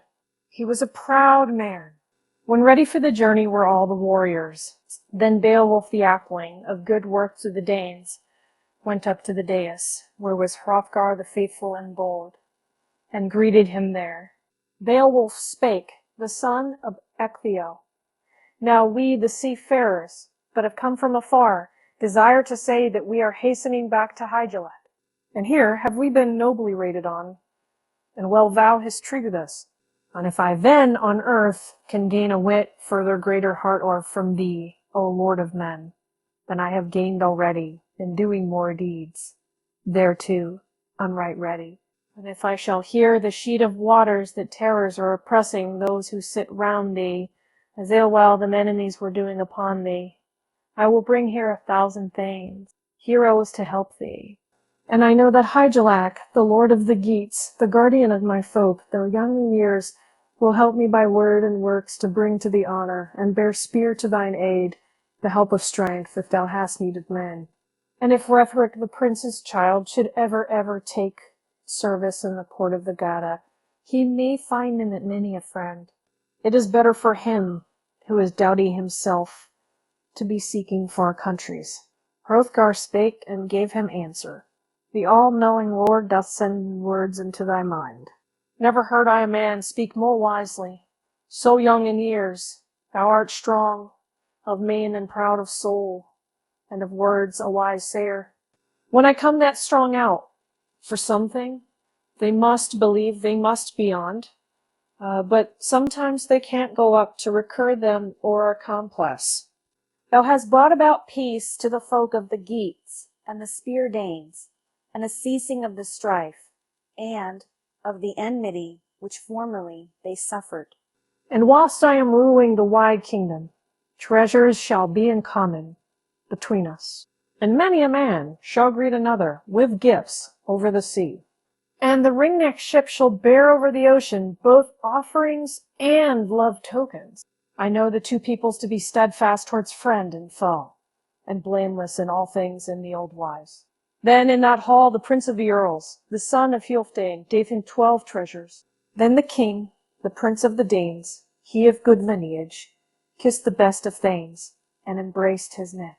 And tears were falling down the face of the old man. And the old and wise man had hope of both things, but most of all of the other, that they might see each the other, those thoughtful men in council. For Beowulf was so dear to him, that he could not restrain the whelming in his bosom, but a secret longing fast in the bonds of his soul was burning in his breast against his blood. So Beowulf the warrior, proud of his golden gifts, went forth of the grassy plain, rejoicing in treasure. And the sea-goer was awaiting her lord, where she lay at anchor. And as he was going, he often thought on the gift of Hrothgar.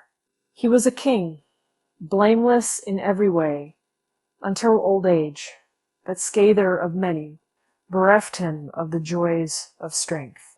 So many a proud young warrior came to the seaside, and they were carrying the ringnet, the interlaced coats of mail.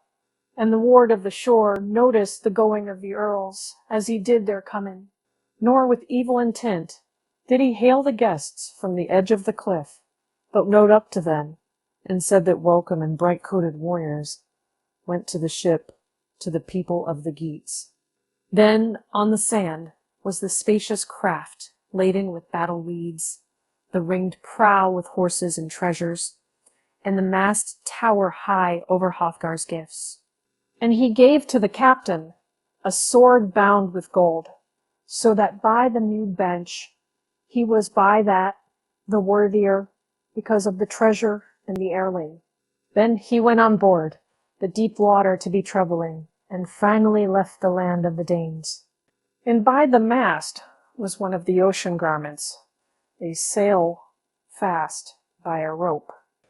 The seaweed thundered, nor did the wind hinder the journey of that ship.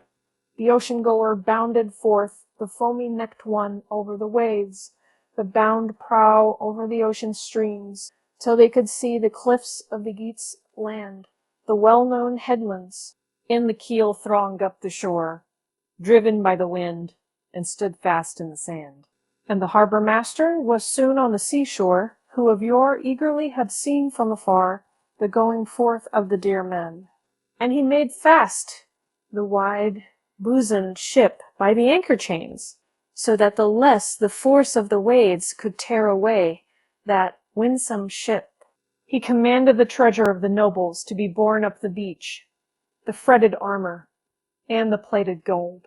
And not far thence it was for them to be seeking the giver of treasure, Hygelac, Hruthel's son, for at home he dwelleth, he and his companions, near to the sea wall.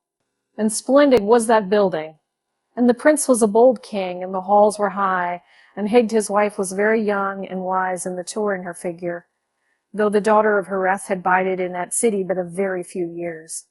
But she was not mean, nor niggardly, of gifts and of treasures to the people of the Geats. But Thritha was fierce, for she had committed a terrible crime, that bold queen of the folk.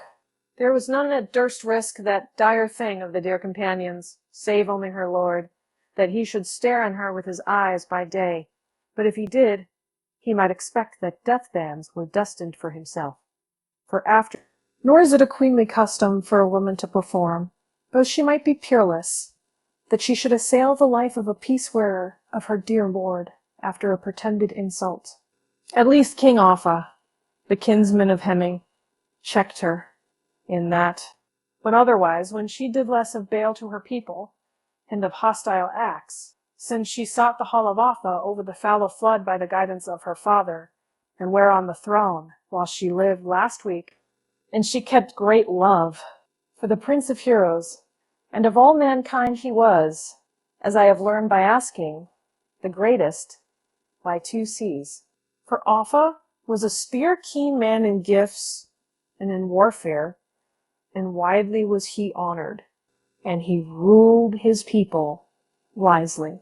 And to him, and Frithio Eilmer was born to the help of heroes. He, the kinsman of Hemming, the nephew of Garmund, was crafty in battle. Then the hardy one himself, with his troop, set forth to tread the seashore, going along the sands, the wide sea beaches. The candle of the world shone, the sun that was shining from the south, and joyfully they journeyed, and with courage they marched along to where they heard by inquiring that the good Prince of Earls, the banesman of Ongenthia the young war-king, was giving out rings within the city. And quickly was made known to Hygelac the coming of Beowulf, that he, the prince of warriors, the comrade in arms, was returning alive and hale from the battle play, was coming to the palace. And straightway was there room made for the foot guests on the floor of the hall by command of the king. And he that had escaped scot-free from the contest sat with the king, kinsman with kinsman, and the lord with courteous speech saluted the brave man with high swelling words. And the daughter of Hreth poured forth from the mead cups throughout that great hall, for she loved well the people, and carried round the drinking stoups to each of the warriors. And Hygelac began to question his comrade, as curiosity prompted him as to the journey of the sea Geats. How went it with thee, dear Beowulf, in thy faring, when thou didst deafen thee, suddenly to be seeking a contest over the salt waters, in battle at heart? And thou didst requite the widely known woe which Hrothgar was suffering, that famous lord. And I brooded, oh, that mind, care with sorrow whelmings, for I trusted not in the journey of the dear man. And for a long time I bade thee not a whit to be greeting the murderous stranger, but to let the Southings themselves wage war against Grendel. And I now give God thanks, but I see thee safe and sound. O Lord Hygelac, it is well known to many a man, our famous meeting and the battle we fought, Grendel and I on the wide plain, All that I avenged, so that no kinsman of Grendel anywhere on earth needed to boast of that uproar by twilight. No, not he of that kindred who liveth the longest, encircled by the fen. And first, to greet Harkar, I went to the ring hall, and straightway the famous kinsman of Helfden, when he knew my intention, gave me a place with his own son, and the troop was all joyful. Nor ever have I seen greater joy amongst any hall-dwellers under the arch of heaven. Sometimes the famous queen, the peace-bringer of the folk, walked over the whole floor and encouraged the young sons, and often she gave to the man a twisted ring as she went to the high seat. And sometimes for the noble band, the daughter of Hrafter carried the ale cups to the earls at the end of the high table. And I heard those who sat in that hall calling her Frey Walry, as she gave the studded treasure to the heroes. And she, young and gold-decked, is betrothed to the glad son of Frode. The friend of the Danes and the guardian of the kingdom has brought this to pass, and taken that counsel, so as to set at rest by that betrothal many a slaughter feud and ancient strife. And often it happens that a little while after the fall of a people, the deadly spear seldom lieth at rest, for the bride be doughty. And this may displease the lord of the Heathelbards and all of his thanes of the people, when he with his bride walketh over the floor, that his doughty warriors should attend on a noble scion of the Danes, till the day on which they risked their own and their comrades' lives in the battle. Then, said an old spear warrior, who remembered all that had happened, the death of men by spears, and he began with sorrowful mind to seek out the fraud of the young champion.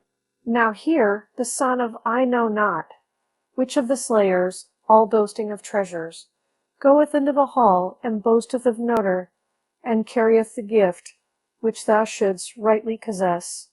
Then he exhorteth and bringeth to mind each of the occasions with sorrowful words, until the time cometh that the thane of the bride dieth, all stained with blood for the deeds of his father by the piercing of the sword, having forfeited his life. But the other fence escapeth alive, for he knows the land well.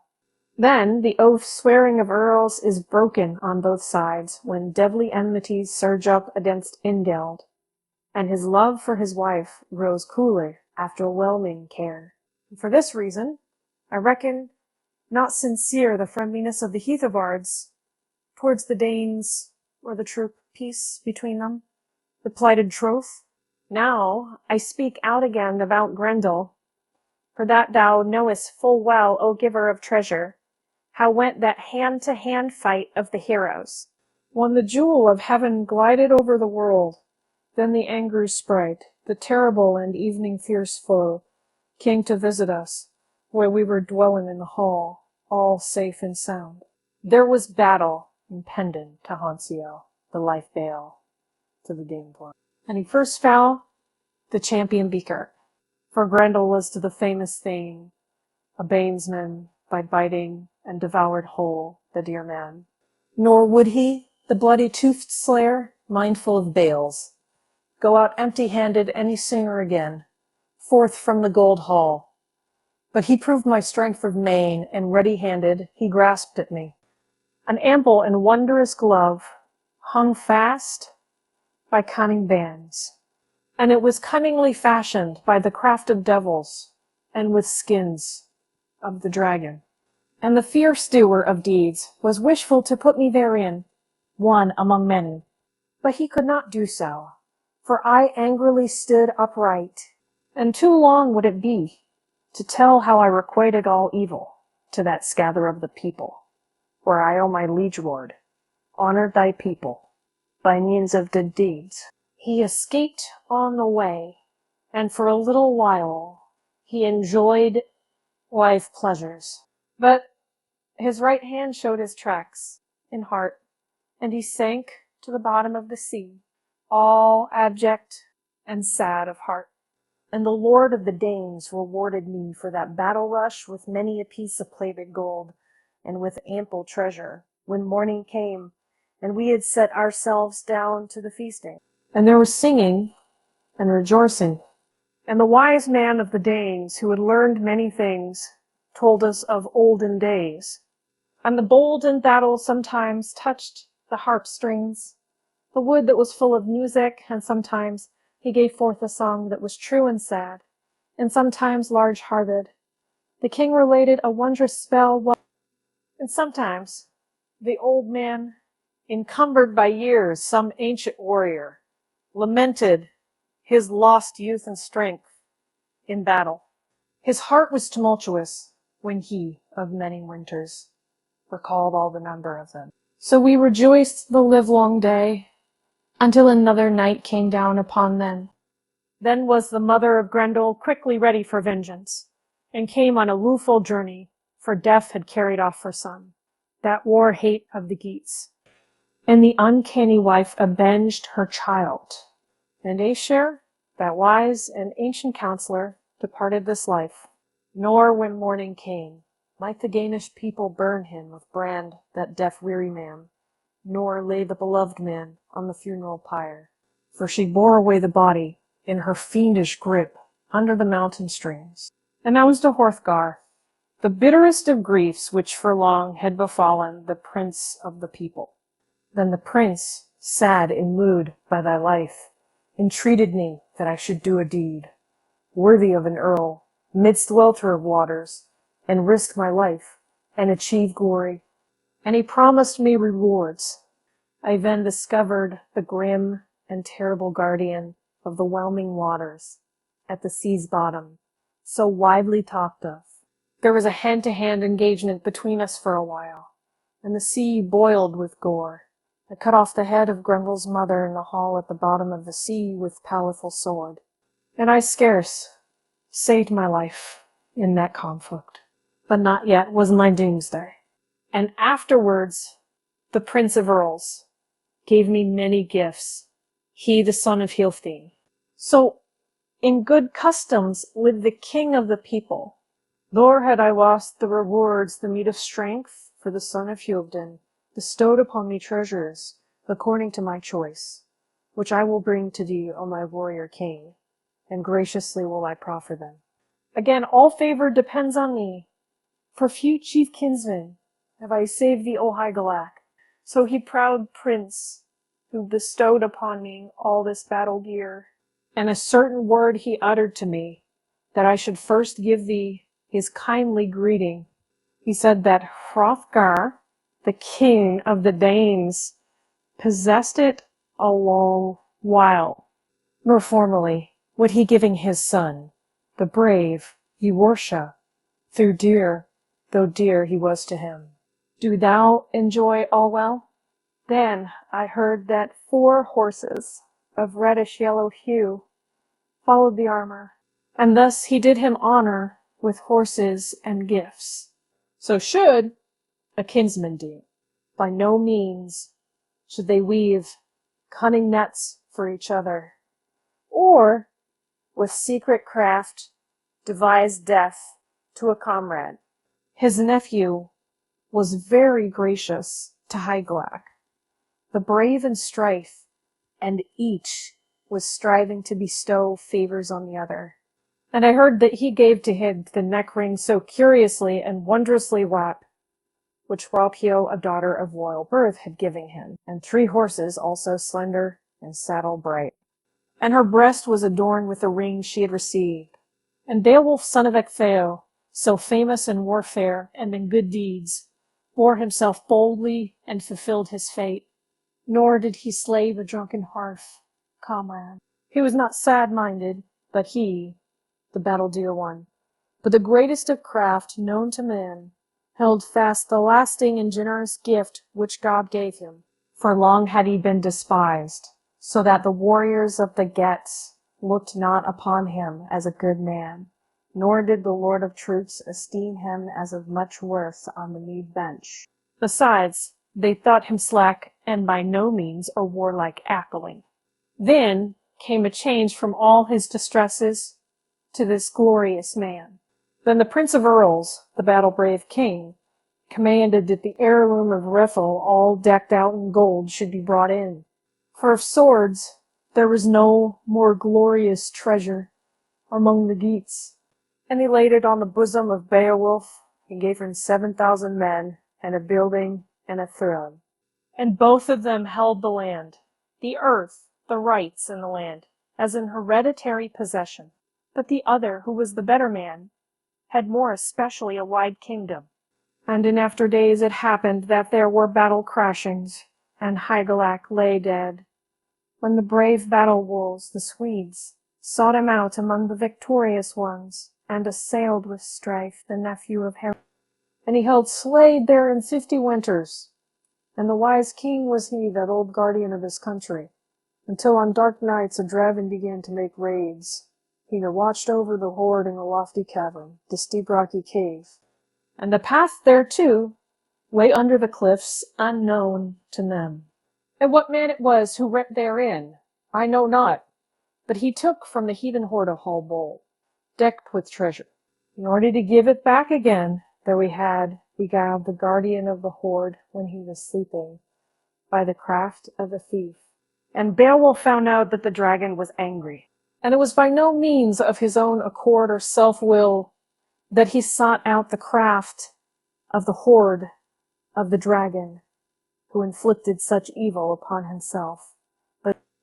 And soon it came to pass that an awful terror arose upon the guest, and in the earth house were all kinds of ancient treasures, which is private tie.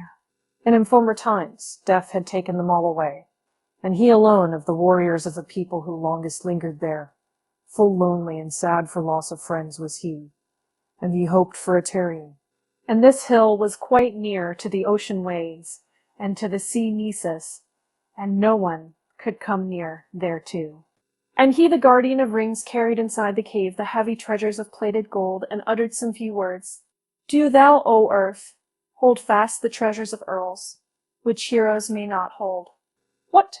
From thee, in days of your good men, obtained it. Deadly warfare and terrible life bale carried away all the men of my people, of those who gave up life. They had seen hall joy, and they saw the joys of heaven. I have not any one who can carry a sword, or polish a gold-plated cup, a dear drinking flagon. The doughty ones have hastened elsewhere. The hard hell that dight with gold shall be deprived of gold plate. The polishers sleep the sleep of death, who should make ready the battle grim. Likewise the coat of mail which endured in the battle was shattered over shields by the bite of the iron spears, and perishes after the death of the warrior. Nor can the ring burning go far and wide on behalf of heroes after the passing of the war chief. No joy of harping is there, nor mirth of stringed instruments, nor does the goodly hawk swing through the hall, nor doth the swift horse paw in the courtyard. And Desbale have sent away many generations of men. Thus then, sad at heart, he lamented his sorrowful plight, one for many, and unblithely he wept both day and night until the roaming waters of death touched his heart.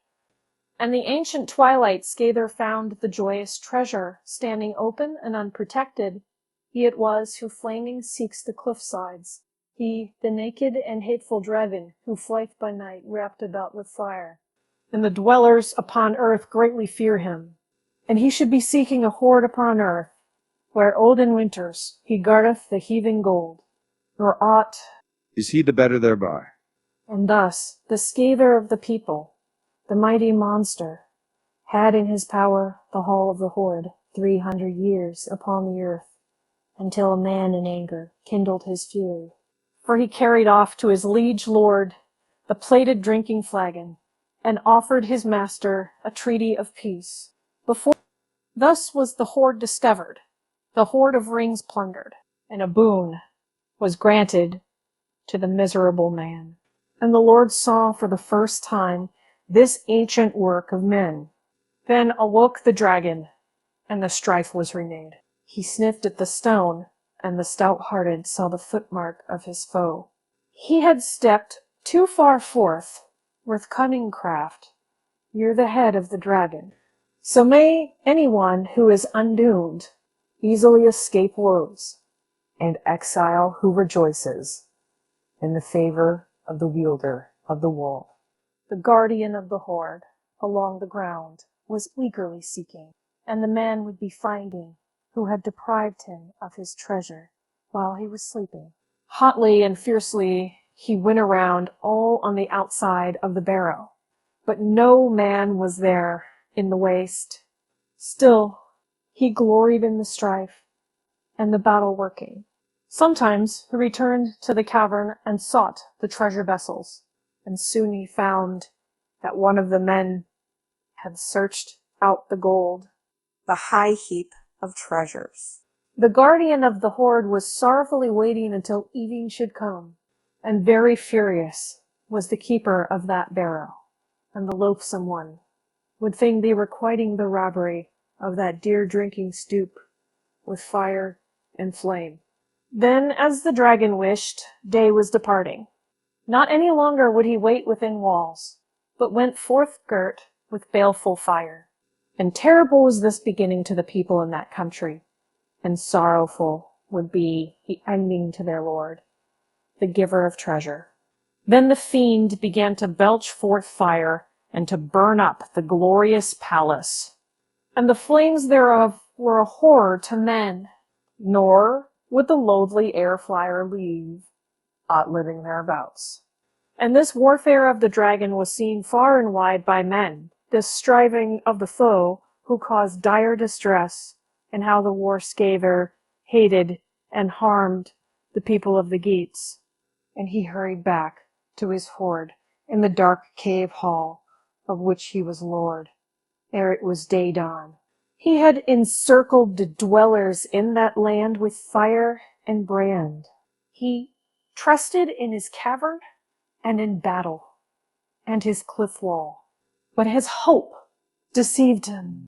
Then was the terror made known to Beowulf quickly and soothly, mainly that his very homestead, the best of houses, that throne of the Geats, was dissolving in the whelming fire. And full rueful was it to the good man, and the very greatest of sorrows. And the wise man was thinking that he had bitterly angered the wielder of all things, the eternal God, in the matter of some ancient customs. And within his breast, gloomy brooding was welling, as was by no means his wont.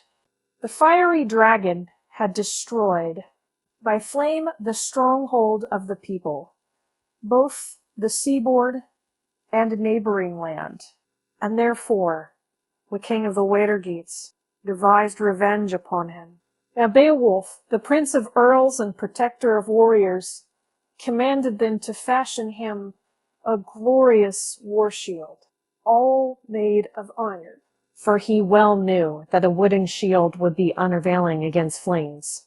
For he, the age-long noble atheling, must await the end of days that were fleeting of this world life, he and the dragon together, though long he had held sway over the hoard of treasure. And the prince of Ring scorned to employ a troop against the wide-flying monster in the great warfare, nor did he dread the striving, due to this link and madness. No did he dread the striving, nor did he think much of this battle with the dragon, nor was that the least hand-to-hand fight, when Hygelac was slain there in the Frisian land, when the king of the Geats, the friendly lord of the folk, the son of Hrethel, died in the battle rush, beaten down by the sword, drunk with blood drinking. Then fled Beowulf by his very own craft, and swam through the seas. And he had on his arm alone 30 battle trappings when he went down to the sea. Nor did the Hepbar need to be boasting of that battle on foot, they who bore their linden shields against him. And few of them ever reached their homes safe from that wolf of the battle. But Beowulf, son of Ecgtheow, swam over the expanse of waters, miserable and solitary, back to his people, where he'd proffered him treasures and a kingdom, rings and dominion. She did not think that her son Herdred would know how to hold their native seats against strangers, now that Hygelac was dead. Nor could the wretched people prevail upon the atheling in anywise, to show himself lord of Herdred, or to be choosing the kingship. Nevertheless, he gave friendly counsel to the folk with grace and honor, until that he was older and held sway over the Weedergeats. Then those, exiles the sons of Other, sought him over the seas. They had rebelled against the lord of the Swedes, the best of the sea kings, that famous chieftain of those who bestowed rings in Sweden. And that was life's limit to him, for the son of Hygelac, famishing there, was allotted a deadly wound by the swing of a sword. And the son of Ongentheow went away thence to visit his homestead when Herdred lay dead, and left Beowulf to sit on the throne, and to rule the Goths. And he was a good king. He was minded in after days to be requiting the fall of the prince. He was a friend to the wretched Egils, and helped Egils, the son of Othir, with an army, with warriors and with weapons, over the wide seas. And then he wrought vengeance with cold and painful journeyings, and deprived the king of life. Thus the son of Ectheo had escaped all the malice and the hurtful contests, and the courageous encounters, until the day on which he is to wage war with the dragon. And so it came to pass that the lord of the Geats went forth with 12 others, and inflamed with fury, to spy out the dragon. For he had heard tell of the malice and hatred he had shown to men, whence arose that feud, and by the hand of the informer, famous treasure came into their possession. He was the 13th man in the troop, who set on foot the beginning of the conflict. And the sorrowful captive must show the way thither, possibly completely slow. He, against his will, went to the earth hall, for he alone knew the barrow under the ground, near to the sea surge, where it was seething, the cavern that was full of ornaments and filigree. And the uncanny guardian thereof, the panting war-wolf, held possession of the treasures, and an ancient was he under the earth. That it was no easy bargain to be gaining for any living man. So the battle-hardened king sat down on the cliff and took leave of his hearth comrades, he the gold friend of the Geats, and his heart was sad, wavering, and ready for death. And Weird came very near to him who would be greeting the venerable warrior, and be seeking his sole treasure, to divide asunder his life from his body. And not long after that was the soul of the atheling imprisoned in the flesh. Beowulf spake, the son of Ecgtheow. Many a war rush I escaped from in my youth, in times of conflict. And while I call it all to mind, I was 7 years old when the Lord of Treasures, the friendly lord of the folk, took me away from my father. And King Hrethel had me in thrall, and gave me treasure, and feasted me, and kept the peace. Nor was I a whit less dear, a child to him, than any of his own kin, Herbald and Hekin, or my own dear Hygelac.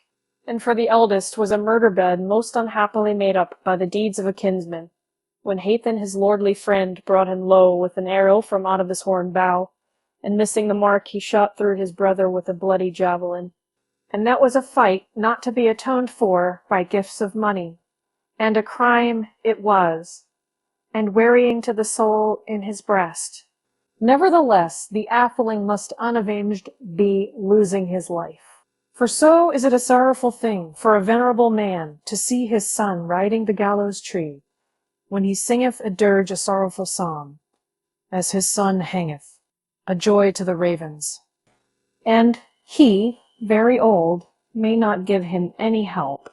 And every morning at the feasting, he is reminded of his son's journey elsewhither. And he careth not to await another heir within the cities, when he alone, through the fatality of death, hath found out the deeds. Heartbroken, he looks on the bower of his son, on the wasted wine hall, become the hiding place for the winds, and bereft of the revels. The riders are sleeping, the heroes in the tomb, nor is any sound of harping or games in the courts as erewhile there were. Then he goeth to the sleeping place, and chanteth a sorrow song, the one for the other. And all too spacious seemed to him the fields and the dwelling house. So the prince of the Geats bore welling heart sorrow after Herebald's death, nor a whit could he requite the feud on the murderer, nor visit his hate on that warrior with loathly deeds, though by no means was he dear to him.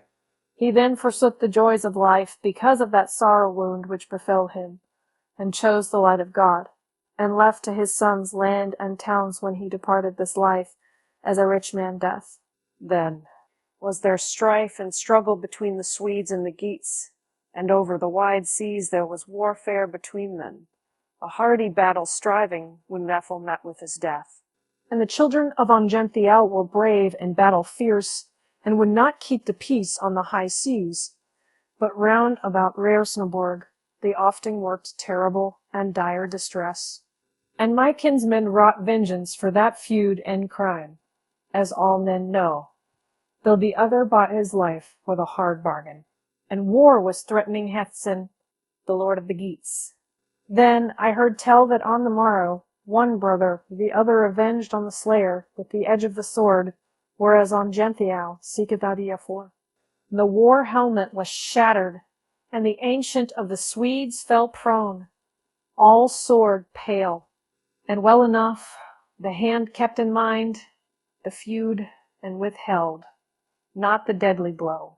And I yielded him, back in the warfare, the treasures he gave me with the flashing sword, as was granted to me. And he gave me land, and a dwelling, and a pleasant country. And he had no need to seek among the Gifthas, or the Spear Danes, or in Sweden, a worse war wolf, or to buy one that was worthy. And I would always be before him in the troop, alone in the front of the battle, and so forever will I be striving, whilst this sword endureth, but earlier and later has often stood me in good stead, since the days when for doubt. Nor was he fated to bring ornaments or breast wrappings to the Frisian king, that he said the guardian of the Stambig, he the atheling, fell on the battlefield, all too quickly. Nor was the sword edge his bane, but the battle grip broke the whelmings of his heart and the bones of his body. For the beard small, you know, the tods resist by the night gene. My appearance in the night, now shall my sword edge, my hand and hard weapon, be fighting for the horde. I would not carry a sword or weapon against a dragon, if I knew how else I might maintain my boast against the monster, as I formerly did against Grendel. But in this conflict I expect the hot battle fire, both breath and poison. Therefore I have both shield and byrnie. I will not flee from the warder of the barrow a foot space, but it shall be with me at the wall of the barrow, as Weird shall direct, who created all men. I am strong in soul, so that I will refrain from boasting against the war flyer. Await ye on the barrow, guarded by birnies, O ye warriors in armor, and see which of us two will better survive his wounds after the battle rush. This is no journey for you, nor fitting for any man save only for me, that he should share a conflict with the monster and do deeds worthy of an earl. I will gain possession of the gold by my courage, or battle in deadly evil shall take away your lord. Then, nor was that a coward's journey. Then Beowulf, possessed of manly virtues, who had escaped in many a conflict and crashing of battle when men encountered on foot, saw standing by the wall of the barrow a stream rock out thence from the barrow. Nor could he survive any while near to the hoard unburnt, because of the flame of the dragon. Then, in a fury, the prince of the Wiedergeats let a torrent of words escape from his breast, and the stout-hearted one stormed, and his war-clear voice resounded under the hoar cliffs, and hatred was stirred, for the guardian of the hoard recognized well the voice of Beowulf. And that was no time to be seeking friendship. And the breath of the monster, the hot battle sweat, came forth from the rock at the first, and the earth resounded. The warrior, the lord of the Geats, raised his shield under the barrow against the terrible sprite. Now the heart of the dragon was stirred up to seek the conflict. The good war king had formerly drawn his sword, the ancient heirloom, not slow of edge, and each of them who intended evil was a terror the one to the other. And the stern-minded one, he the prince of friendly rulers, stood by his steep shield, and he and the dragon fell quickly together. Beowulf waited warily all in his war gear. Then the flaming monster bent as he charged, hastening to his doom.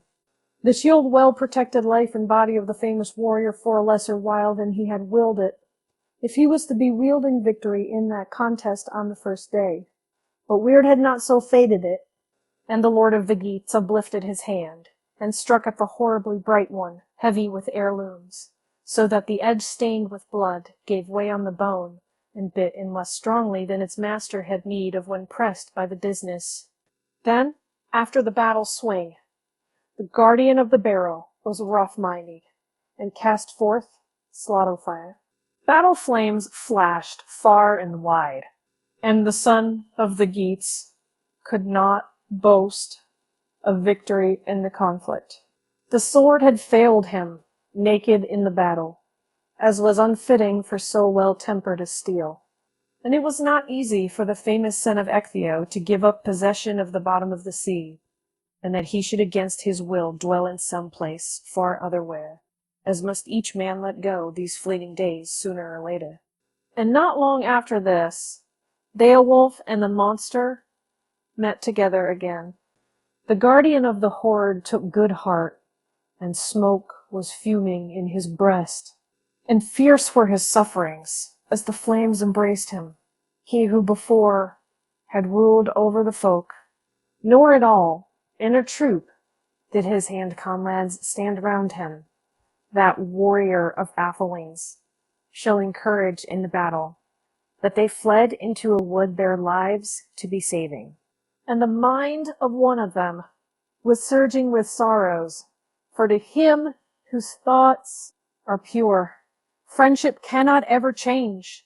Vigwerf was he called, he who was the son of Veilstan, the beloved shield warrior, the prince of the Danes, and the kinsman of Elfir.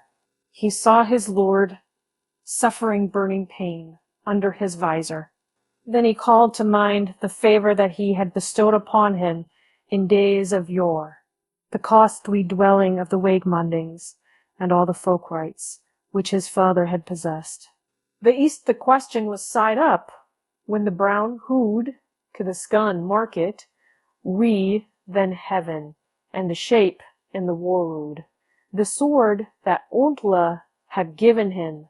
Nor did he speak of the feud, though he slew his brother's son, and he held possession of the treasures many years, both the sword and the byrnie, until such time as his son should hold the earlship, as his father had done.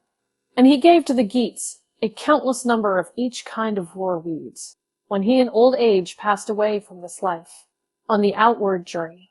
That was the first time for the young champion that he went into the war rush with his noble lord. Nor did his mind melt within him, nor did the heirloom of his kinsmen at the war tide. And the dragon discovered it, and the two came together.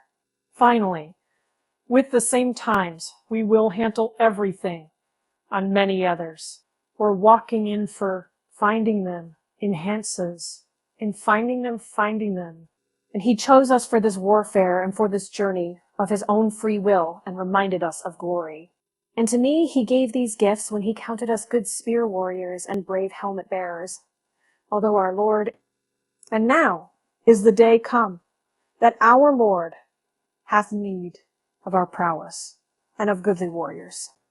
Let us then go to the help of our battle lord, while it lasts, the grim terror of fire.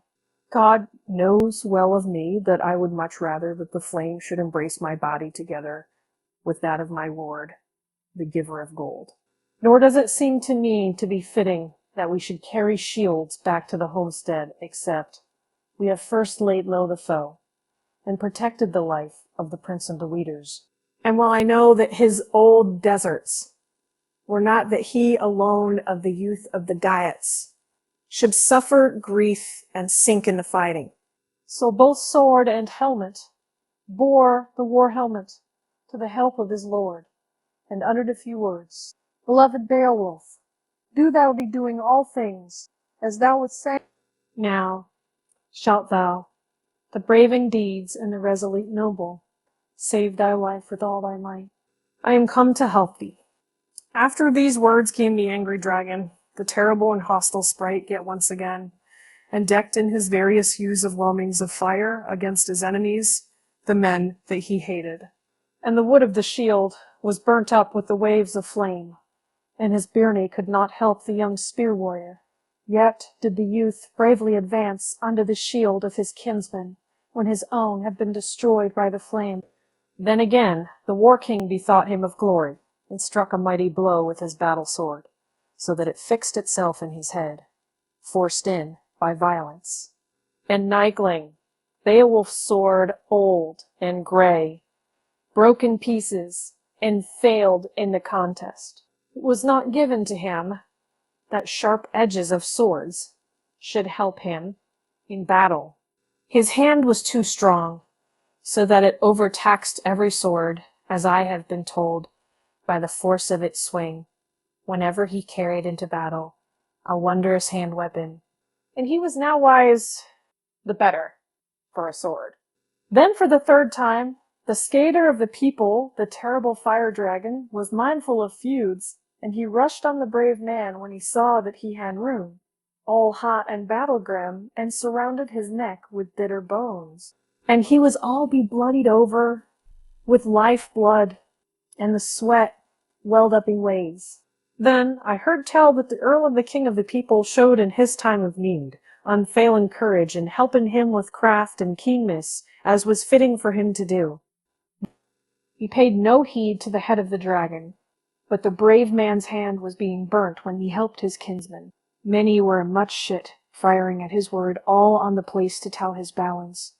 Then the good King Beowulf got possession of his wits again, and drew his bitter and battle-sharp short sword that he bore on his shield. And the king of the Geats cut asunder the dragon in the midst of his body, and the fiend fell prone. Courage had driven out his life, and they two together had killed him, noble comrades in arms. And thus should a man who is a thane always be helping his lord at his need. And that was the very last victory achieved by that prince during his life work. Then the wound which the earth dragon had formerly dealt him began to burn and to swell, and he soon discovered that the baleful venom was seeding in his breast the internal poison. Then the young noble looked on the giant's work as he sat on a seat, musing to be the cliff wall, how arches of rock, firmly on columns, held the eternal earth house within. Then the most noble thane refreshed his blood, stained and famous lord, his dear and friendly prince with water, with his own hands, and loosened the helmet for the battle-sated warrior. And Beowulf spake over his deathly pitiful wound, for well he knew that he had enjoyed the day's while of his earthly joy, and the number of his days was all departed, and death was coming very near. Now, said Beowulf, I would have given battle reeds to my son, if any heir had been given to me of my body. I held sway over these peoples 50 years, and there was no full king of those who sat round about who dared to greet me with swords or oppress with terror. At home have I bided my appointed time, and well I held my own, nor did I seek out coming feuds, nor did I swear many unrighteous oaths. And I sick of my life, wounds, can have joy of all this, for the wielder of men cannot reproach me with murder of kinsmen, when my life shall pass forth from my body. Now do thou, beloved Wiglaf, go quickly, and look on the hoard under the horstone, now that the dragon lieth prone and asleep, sorely wounded, and bereft of his treasure. And do thou make good speed, that I may look upon the ancient gold treasures, and yarely be feasting mine eyes upon the bright and cunning jewels, so that thereby, after gazing on that wealth of treasure, I may the more easily give up my life. And as Wiglaf, exulting in victory, came by the seat, he saw many gems shining and shaped like the sun and gleaming gold, all lying on the ground in wondrous decorations on the wall. And there also was many a helmet, ancient and rusty, and many armorings cunningly twisted. The possession of treasure and of gold on the earth may easily make proud all of mankind. Let him hide it who will. Likewise he saw the all-gilded banner lying high over the hoard, that greatest of wondrous handiwork, and all woven by the skill of human hand. And therefrom went forth a ray of light, so that he could see the floor of the cave, and look carefully at the jewels. And there was no sign of the dragon, for the sword edge had carried him off. Then I heard tell how in that barrow one, at his own doom, plundered the hoard, that old work of giants, and bore away on his arms both cups and dishes. And the banner also he took, that brightest of beacons. Beowulf's sword, with its iron edge, had formerly injured him who had been the protector of these treasures for a long time, and had waged fierce flame terror because of the hoard fiercely welling in the midnight hour, until he was killed. The messenger was in haste, and eager for the return journey, and laden with jewels, and curiosity tormented him as to whether he would find the bold-minded prince of the Geats alive on the battlefield, and bereft of strength where before he had left him. Then he with the treasures found the glorious lord, his own dear master, at the last gasp, and all stained with blood. And he began to throw water upon him, until the power of speech brake through his mind. And Beowulf spake, and with sorrow he looked upon the hoard. I would utter words of thanks to the Lord and wondrous King, to the eternal God, for the treasures which now I am looking upon, that I have managed to obtain down for my dear people, before my death day. Now that I have, in exchange for this hoard of treasure, sold my life in my old age, and laid it down, do thou still be helping the people in their need, for I may no longer be lingering here. Do thou bid the famous warriors erect a burial mound, after the burning of the funeral pyre, at the edge of the sea, which shall tower aloft on Whale's Ness, and so the seafarers shall call it. And he gave it to his thane, to the young spear warrior, the gold-adorned helmet, the ring and byrnie, and bade him enjoy it well. Thou, O Wiglaf, he said, art the last heir of our race, of that of the Wegmundings. Weird has swept away all my kinsmen to their fated doom, all the earls in their strength, and I shall follow after them. Now that was the very last word of the old warrior's breast thoughts, and his soul went forth from his breast to be seeking the doom of the truth, fast ones.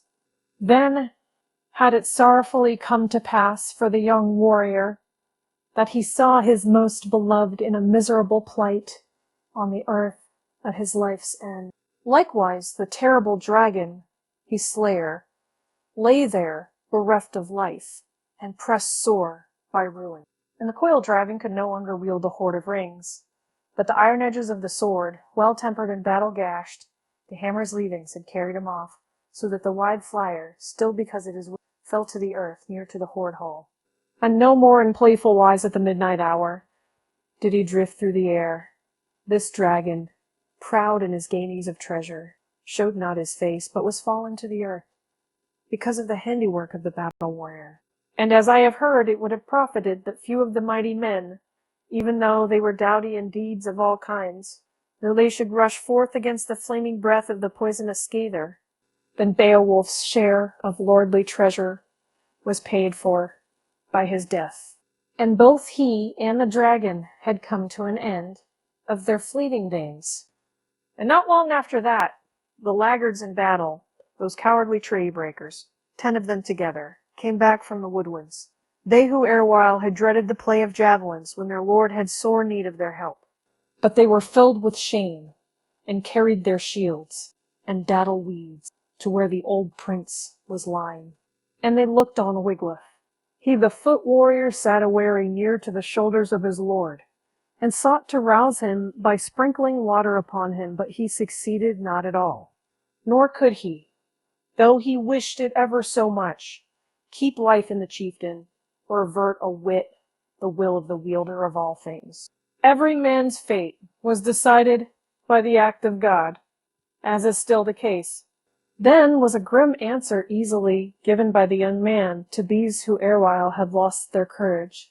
Wiglaf spake, he the son of Weohstan, the sad-hearted. He who will speak truth may say that the lord and master who gave you gifts and warlike trappings, in which ye are now standing, but he who will be on the ale and bench other dots. The king of the folk needed not indeed to boast of his army comrades, yet God, the wielder of victory, granted to him that alone he avenged himself with the edge of the sword when he had need of strength. And but a little life protection could I give him in the battle, yet I sought to help him beyond my strength. The dragon was by so much the weaker when I struck with my sword that deadly foe. Concentrations have fault. Could they become asking, exploiting? Too few were the defenders thronged around their lord when his fated hour came. And now shall the receiving of treasure, and the gift of swords, and all joy of home and hope, cease forever to men of your kin. And every man of you of the tribe must wander empty of land rights, since noble men will learn far and wide of your flight and inglorious deed. Death would be better for earls than a life of reproach. Then he bade them announce that battle work at the entrenchment up over the sea cliff, where that troop of earls sat sorrowful in soul through the morning, holding their shields. And he who rode to and fro o'er the headland was little sparing of fresh tidings, but said to all who were sitting there, now was the joy-giver of the Geats fast on his deathbed. For his memory, and by his side, lieth the enemy of his life, sick of his dagger wound. Nor could he inflict with the sword any wound on that monster. Wiglaf sits over Beowulf. He is the son of Weohstan, the earl over the other one who is dead, and reverently keeps ward over the loathed and the beloved. But there is an expectation of a time of war to the people. Since Franks and Frisians, the fall of the king has become widely known. The hard strife was shapen against the Hugs when Hygelac came with a fleet into the Frisian lands where the Hetwer overcame him in battle, and by their great strength and courage brought it to pass that the shield warrior should stoop. We fell in the troop, nor did the prince give jeweled armor to the doughty ones. The mercy of the Merling was not always shown to us, nor do I expect aught of peace or good faith from the Swedish people. But it was well known that on Genthio bereft Hethson, the son of her full of life, over against Ravenswood, and because of pride, the warlike Swedes first sought out the people of the Geats. Soon on Genthio, the wise father of Oda, the ancient and terrible, a return blow, destroyed the sea kings and rescued his bride. And he attacked the remnant with a great army, weary though he was, with his wounds. And the livelong night he vowed low upon the wretched troop, and said that on the morrow he would by the edge of the sword slay some, and hang them up on the gallows tree for a sport of the birds. But help came to the sorrowful in soul at the dawn of day, when they heard the horn of Hygelac and the blast of his trumpet, and the good man came on the track faring with the doughty warriors of the people, and the blood track of both Swedes and Geats. The slaughter rush of warriors was widely seen, how the folk stirred up the feud amongst them. The good man, wise and very sad, went away with his comrades to seek out a stronghold. Earl on Genthio turned away to higher ground, for he, the war-crafty one, had heard of the prowess of Hygelac the proud. He had no trust in his power to resist, or that he would be able to refuse the demands of the seamen, the ocean-farers, or defend the treasure he had taken, the children, and the bride.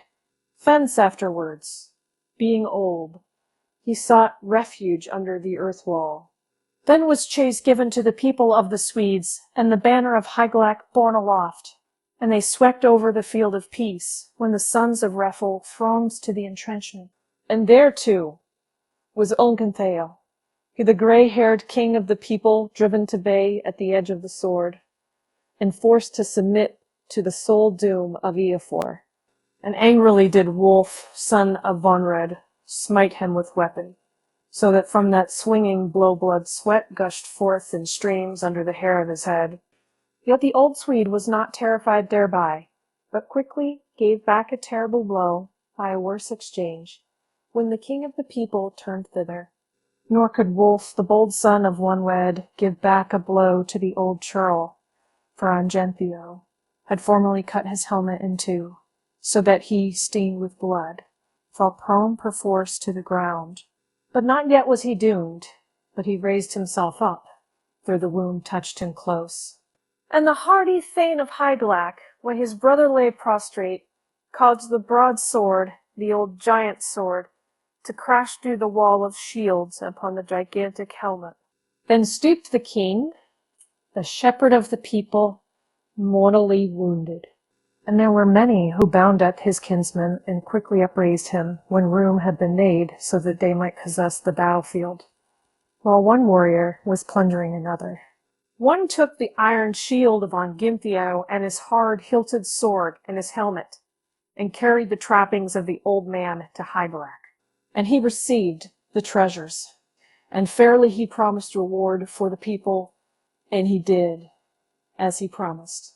The lord of the Geats, son of Refel, rewarded with very costly gifts the battle onset of Eofor and Wulf when he got back to the palace, and bestowed upon each of them 100,000 of land and locked rings. Nor could any man in the world reproach him for that reward, since they had gained glory by fighting. And he gave to Aelfor his only daughter, she who graced his homestead, to wed as a favor. And this is the feud, and the enmity and hostile strife of men, which I expect the Swedish people will seek to awaken against us, when they shall hear we have lost our prince, he who in days of yore held treasure and kingdom against our fullest. Now is it best for us to hasten to look upon our king, and bring him who gave to us rings to the funeral pyre? Nor shall a part only of the treasure be melted with the proud man, but there is a hoard of wealth, an immense mass of gold, bought at a grim cost, for now at the very end of his life he bought for us rings. And the brand shall devour all the treasures, and the flames of the funeral fire, they shall enfold them, and nor shall an earl carry away any treasure as a memorial. And many a morning cold shall the spear and the hand grip be heaved up on high, nor shall there be the sound of harping to awaken the warriors, but the war raving, eager over the doomed ones, shall say many things to the eagle how it fared with him. And he lied not at all, in weird or word. Then the troop rose up together, and all unblithely went under eagle's nests to look on the wonder, and tears were welling. Then they found him on the sand in his last resting place, and bereft of soul, who had given them rings in days gone by, and then had the last day drawn to its close, for the good man Beowulf, the warrior king, the lord of the Leader Goths, had died a wondrous death. But before this, they had seen a more marvelous sight, the dragon on the sea plain, the loathsome one lying light opposite. And there was the fire dragon, grimly terrible, and scorched with fire.